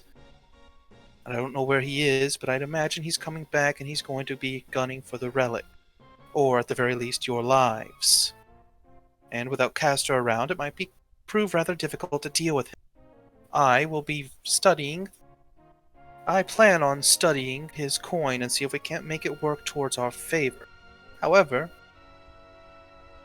Hjalmar, mostly I wanted to talk to you about this. We need to try and find Castor to help get him back on our side, I agree. away from Pollux's prison or wherever he has placed him. He's already shown willingness to overlook the Golden One to work with you. He could be a vital ally for what comes next. This Pollux figure, he's a problem, and it seems that you, group, have found a temporary solution for that problem, albeit he will be back. And I guess Vlad's gonna go ahead and hobble his fucking 14 HP crippled ass down the steps. Renee Hey. will spend the time healing you and using her magic on you while you're there. Alright. I forgot the drink when I went up. What's going on down here? Oh, I suppose we were starting some discussions a bit early. You're free to stick around if you'd like. Yeah, well, I'm Would you kind of guys- sore. Out of character, would you prefer to stop here and continue next time, or continue this conversation? Oh, it's up to you. I'm good. Alright, Yeah, if you're same. good, then I'm good. Yeah, I'm Checking. good to go as well. Yeah, I'm good. We're thinking Yeah. about where Castor might be gone. I'll take a seat over here and have a drink while you talk. I'll listen. Yeah, Vice is probably kicked back next to Vlad. He's pretty quiet. He's not saying much right now. He's kind of absorbing what's going on. Yeah, Renee's going back and forth between the two of you, casting minor healings, trying to patch up your wounds. Give me a moment. I'm gonna go look for something. And Yalmar's gonna step out and just fly, just like straight upwards into the air, and look around. Renee gives you a wide-eyed look and says, "Oh, Yalmar can fly now, can he, Bernard?" It seems so. Meanwhile, I'm gonna go and Yalmar's prepare some gonna food. look around and scan, see if he can get a lock on maybe Castor's aura No or dice. whatever. He's definitely No, not. nothing. He's definitely not within your sensing range. What auras? As he looks around, can I differentiate what the auras are, or just do I see auras? You can tell that your party is all yeah, gathered you below said I you. have like. You can tell that Gelt's still in Altdorf. Mm-hmm. If you focus real hard, you can see that Thark is gathering his people and moving their bodies to the mountain pass. It's probably Okay. going to take them a day or two to get there. Mm-hmm. Yeah, that's why I diverted. I was like, well, I can fly. All the time to the northeast, you get the terrible presence of chaos. They're always there, always on the edge of your mind. Sometimes how about it the feels like they're golden- trying to get in. How about did you mention a golden aura? Nah. None at all, like even towards the island. Oh, sorry. I wasn't thinking about that. Yeah, you do. You definitely sense the island. You sense power and rage. Okay. And the Any rest of your people Pollux? as well. Yeah. How about Pollux? No, you don't feel Pollux. All right. I will return back to the tavern. Enter. No dice. I can't tell where they are. If I could, at least. Unfortunate, but as to be expected, I think I have two options here. Maybe The not first- sensing them tells you more than sensing them. Well, I believe he's locked him away on another plane of existence. That's my guess as well. Pollux seems to have that sort of power. They all have their longhouse they go to, so why couldn't he? I believe, to start, I'll try asking the older gentleman in the mountains who seems to be on a quite familiar basis with Castor and their ilk. Perhaps he knows more about this, or where I could start. Second, I think studying this coin might prove useful. If I can figure out how to utilize its power, I might be able to use it to help us find Castor, if not bring us to him or him to us. I think the deal with the coins is, Renee adds, I think when they snap the coins, I think they have discretion over what it does. It's not based on our desires, it's what they think, what they want. I think Perhaps. Castor helped us. I think when we broke the coins, he would focus his energy on saving us. But Pollux, I think Pollux just does what he wants. Can Perhaps. confirm when that coin was broken in front of me, it just turned into nothing but an angry vortex of hell. However, I also believe, if the accounts are true, that with a bit of the blood of one of Hjalmar's people, the coin changed. I'm hoping that I might find a way to bend the coin onto one of my own creation, so to speak. One that alters reality, or whatever it is they do, uses powers that I want. Not Pollux or Castor. Something we could use on our own terms. This might prove... If I can manage this, we might be able to have an easier time at getting to Castor. That does sound like it could be useful and worth a try. So then the question becomes, Siamat, what do we use the coin on? Where do we go? Well, we have 3 of them, correct? This one, the one you gave to Vice, and the one that you're holding on to, correct? Right. The first one, I would say, goes towards Castor. We will need him back if we are to contest Pollux, I believe. As for the second and third, I'm not sure. Perhaps that is something we can hold on to. When the opportunity arises, I'm sure we'll find a good use for them.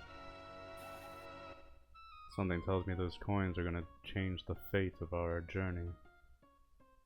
Hopefully for the better. Hopefully. Did you lot see how much blood was required for this? He's talking to like Vice and Siam and Not a Renee. lot. A couple of The drops. man was frozen for decades, probably. Couldn't have been too much needed. I saw him, Oh. he heated up the blood, dropped a few drops on it, and then it turned platinum, like casters always were. Fascinating. I wonder why that is. Why Pollux's are purple and casters are platinum. Seems like the platinum ones are the genuine article. Maybe. This- Well, Pollux figure, I don't believe he originally came with the golden one. When I saw the dragons at the Dragon Boot, Castor was there, but Pollux was nowhere to be seen. No, that's The right. He was dragon always what talking now? about taking vacations.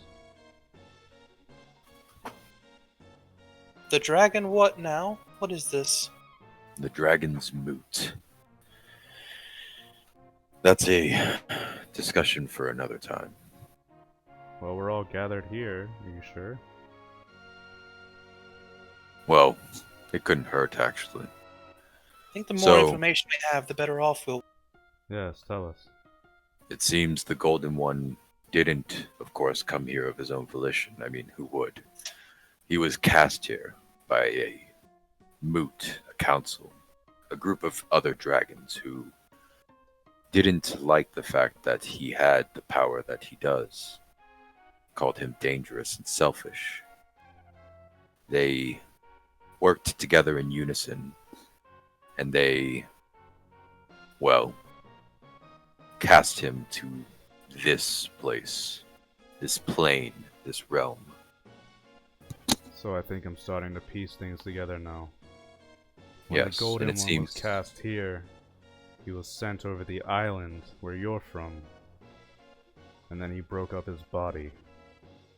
invested that into the islanders, yes. But along with this, it seems that when he came to this world, he brought the various misfortunes of it as well. So, to answer your questions, earlier, perhaps the deaths, they weren't as useless, but inevitable. Cyan just scowls at this and slides his mask on. Well, interesting. You know, maybe those coins are platinum because they're bound to the Golden One's soul when the blood fuses with. Maybe they draw on his power. So perhaps that's how Pollux made his. Maybe they're tied to his power, explaining the difference of color. If the golden one is here, then Castor has direct access to him, whereas Pollux, in his world, doesn't. Pollux is either a free agent or bound to another dragon. Ah, perhaps he gets his power from from that dragon. Perhaps that's what it is. I don't My know. guess would be that. Pollux doesn't seem like he's working for the Golden One. He may say it, but Of course if you not. ask me, he's very undermining of the Golden One's plan. He has his own schemes in mind, definitely.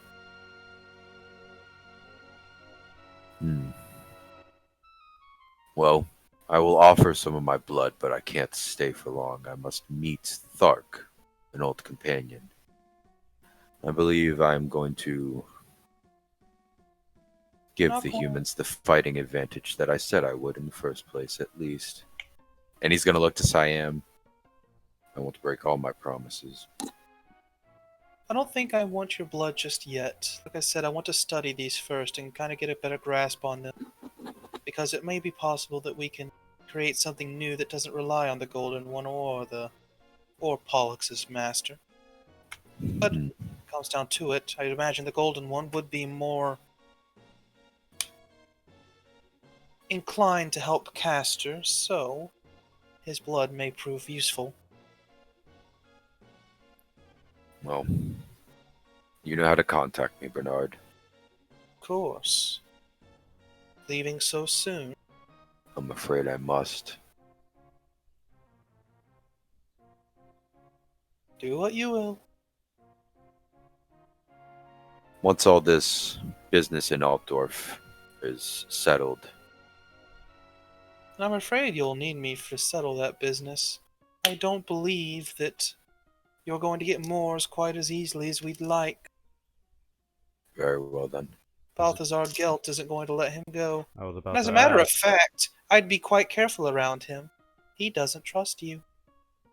In 2 days' time, I plan on meeting Thark and his forces at the Blackfire Pass. If you are free, meet us there and we will handle Gelt. What makes you think that Thark is going to want to kill Gelt? Well, of all the humans I have met on this plane, Thark does have the best inclination towards his own, and if he believes all humans are his, then perhaps he will take care of them as such. Let me ask this. What makes you think you're not leading him to his demise, him and his people? He's the strongest of the human fighters I've met to date. I believe say so. that if he's worthy, and Yalmar's gonna tap Galmaraz on his hip, he'll prevail. Bernard just shrugs. We'll see what happens. Until then, all of you be well. May the Golden One shine above you. Ha ha ha ha ha. And with that, Yalmar's just gonna walk out as he's laughing and fly off with a crackle of thunder and a flash of lightning Yeah, and a thumb of his nose. Renee pouts and says, I don't think that's very funny. Not particularly.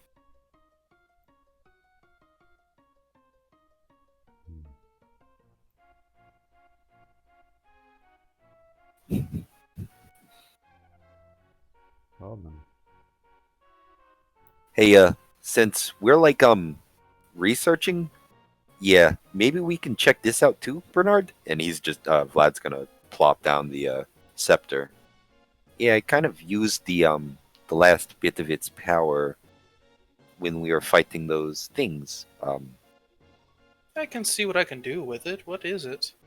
Well, it's pretty neat. It was a gift He from. stole it. It was, like I said, a gift that was not given freely from the Ice Queen for helping her in bravely fighting the armies of the. Which we didn't insane- do. Well, I mean, we were supposed to, but we got sidetracked. But yeah, it's not my fault. I mean, she offered it, and I took it, and. Right. But regardless, I mean, Not it's quite important. what I was asking, but sure. Yes, it does magic. I mean, one of them it can summon an ice storm, which is pretty nice, and the other one it turns you into a super speed freak. Well, Yeah, Vice can attest. It's very useful. Vice just grunts.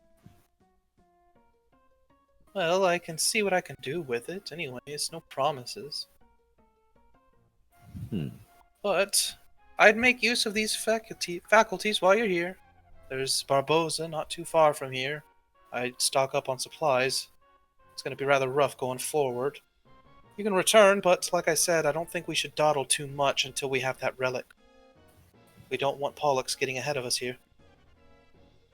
We're coming to the end of our journey soon. Indeed.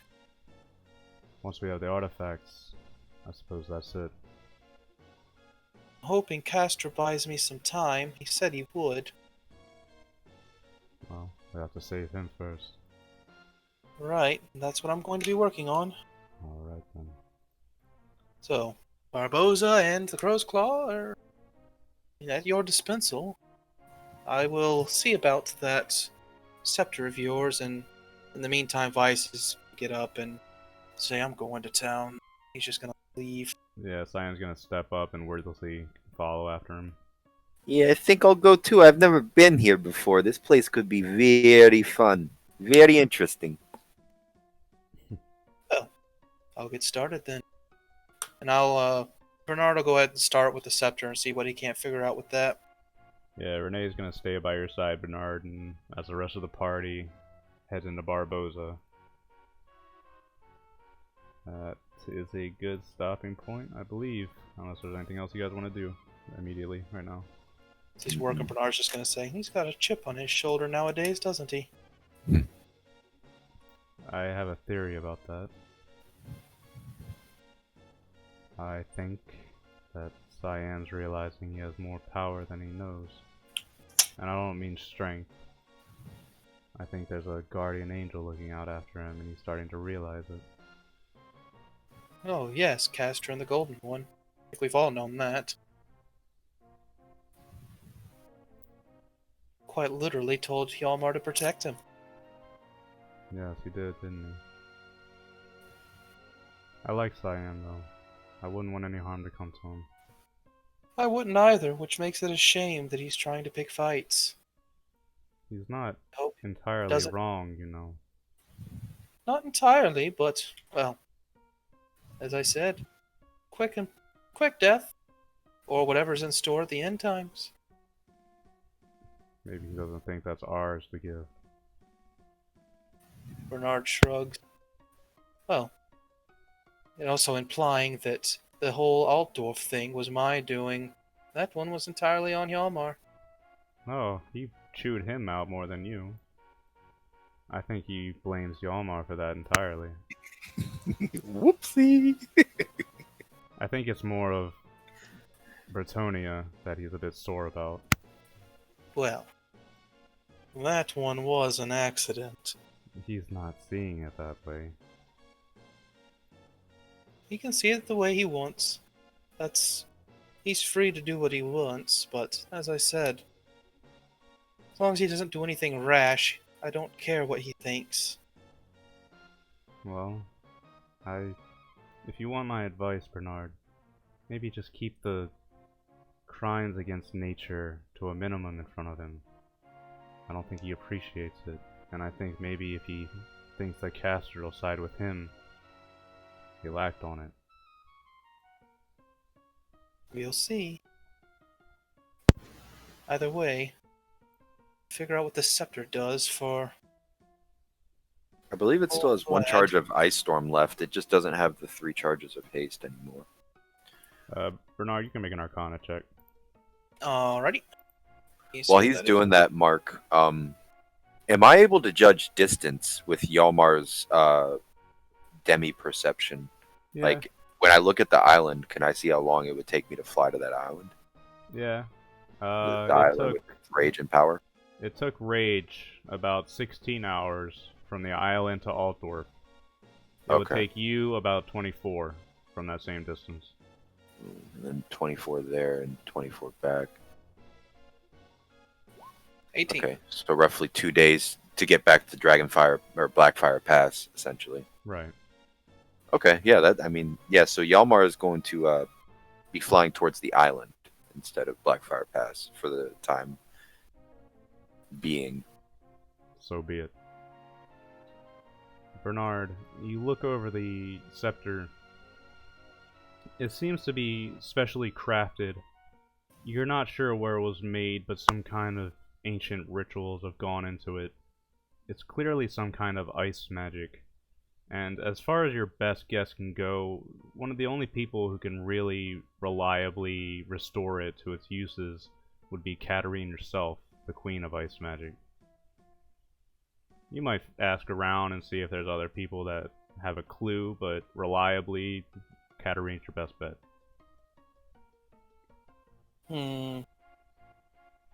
Bernard might try some experimentation on it to see if he can't figure out how to do it, and also maybe inscribe a spell of his own onto it. Alright, we can talk about that later. Okay. Oh, well, Yeah. what kind of spell are you trying to add? A fucking give me spell?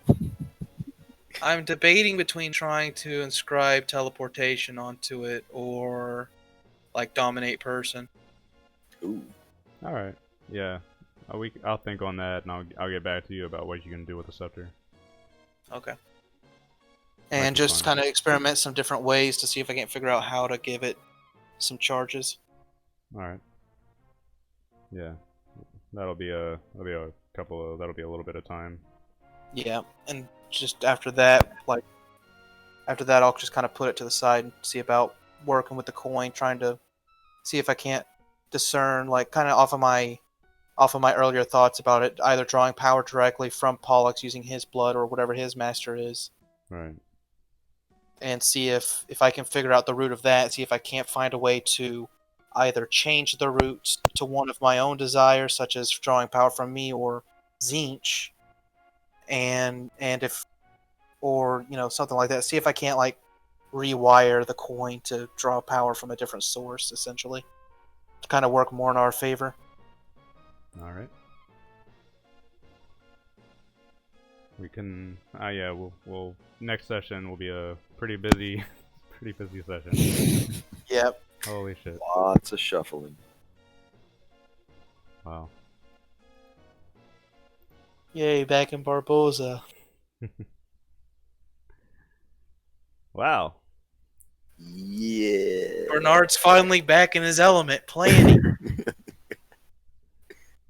By twist of fate and Vlad being introduced to the party, we now have free reign to do what we want again. Holy Yay! shit. This And a is right special where ingredient, Bernard thrives. Chemical X. Is this Barboza arc part 2?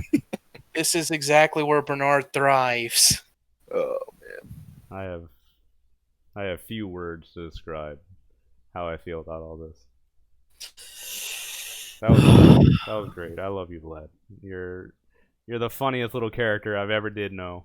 I'm getting more comfortable with his fucking hacks. So He is a hack. He is a hacker. yep. Jesus Christ. Alright, I'm gonna end recording. Yeet.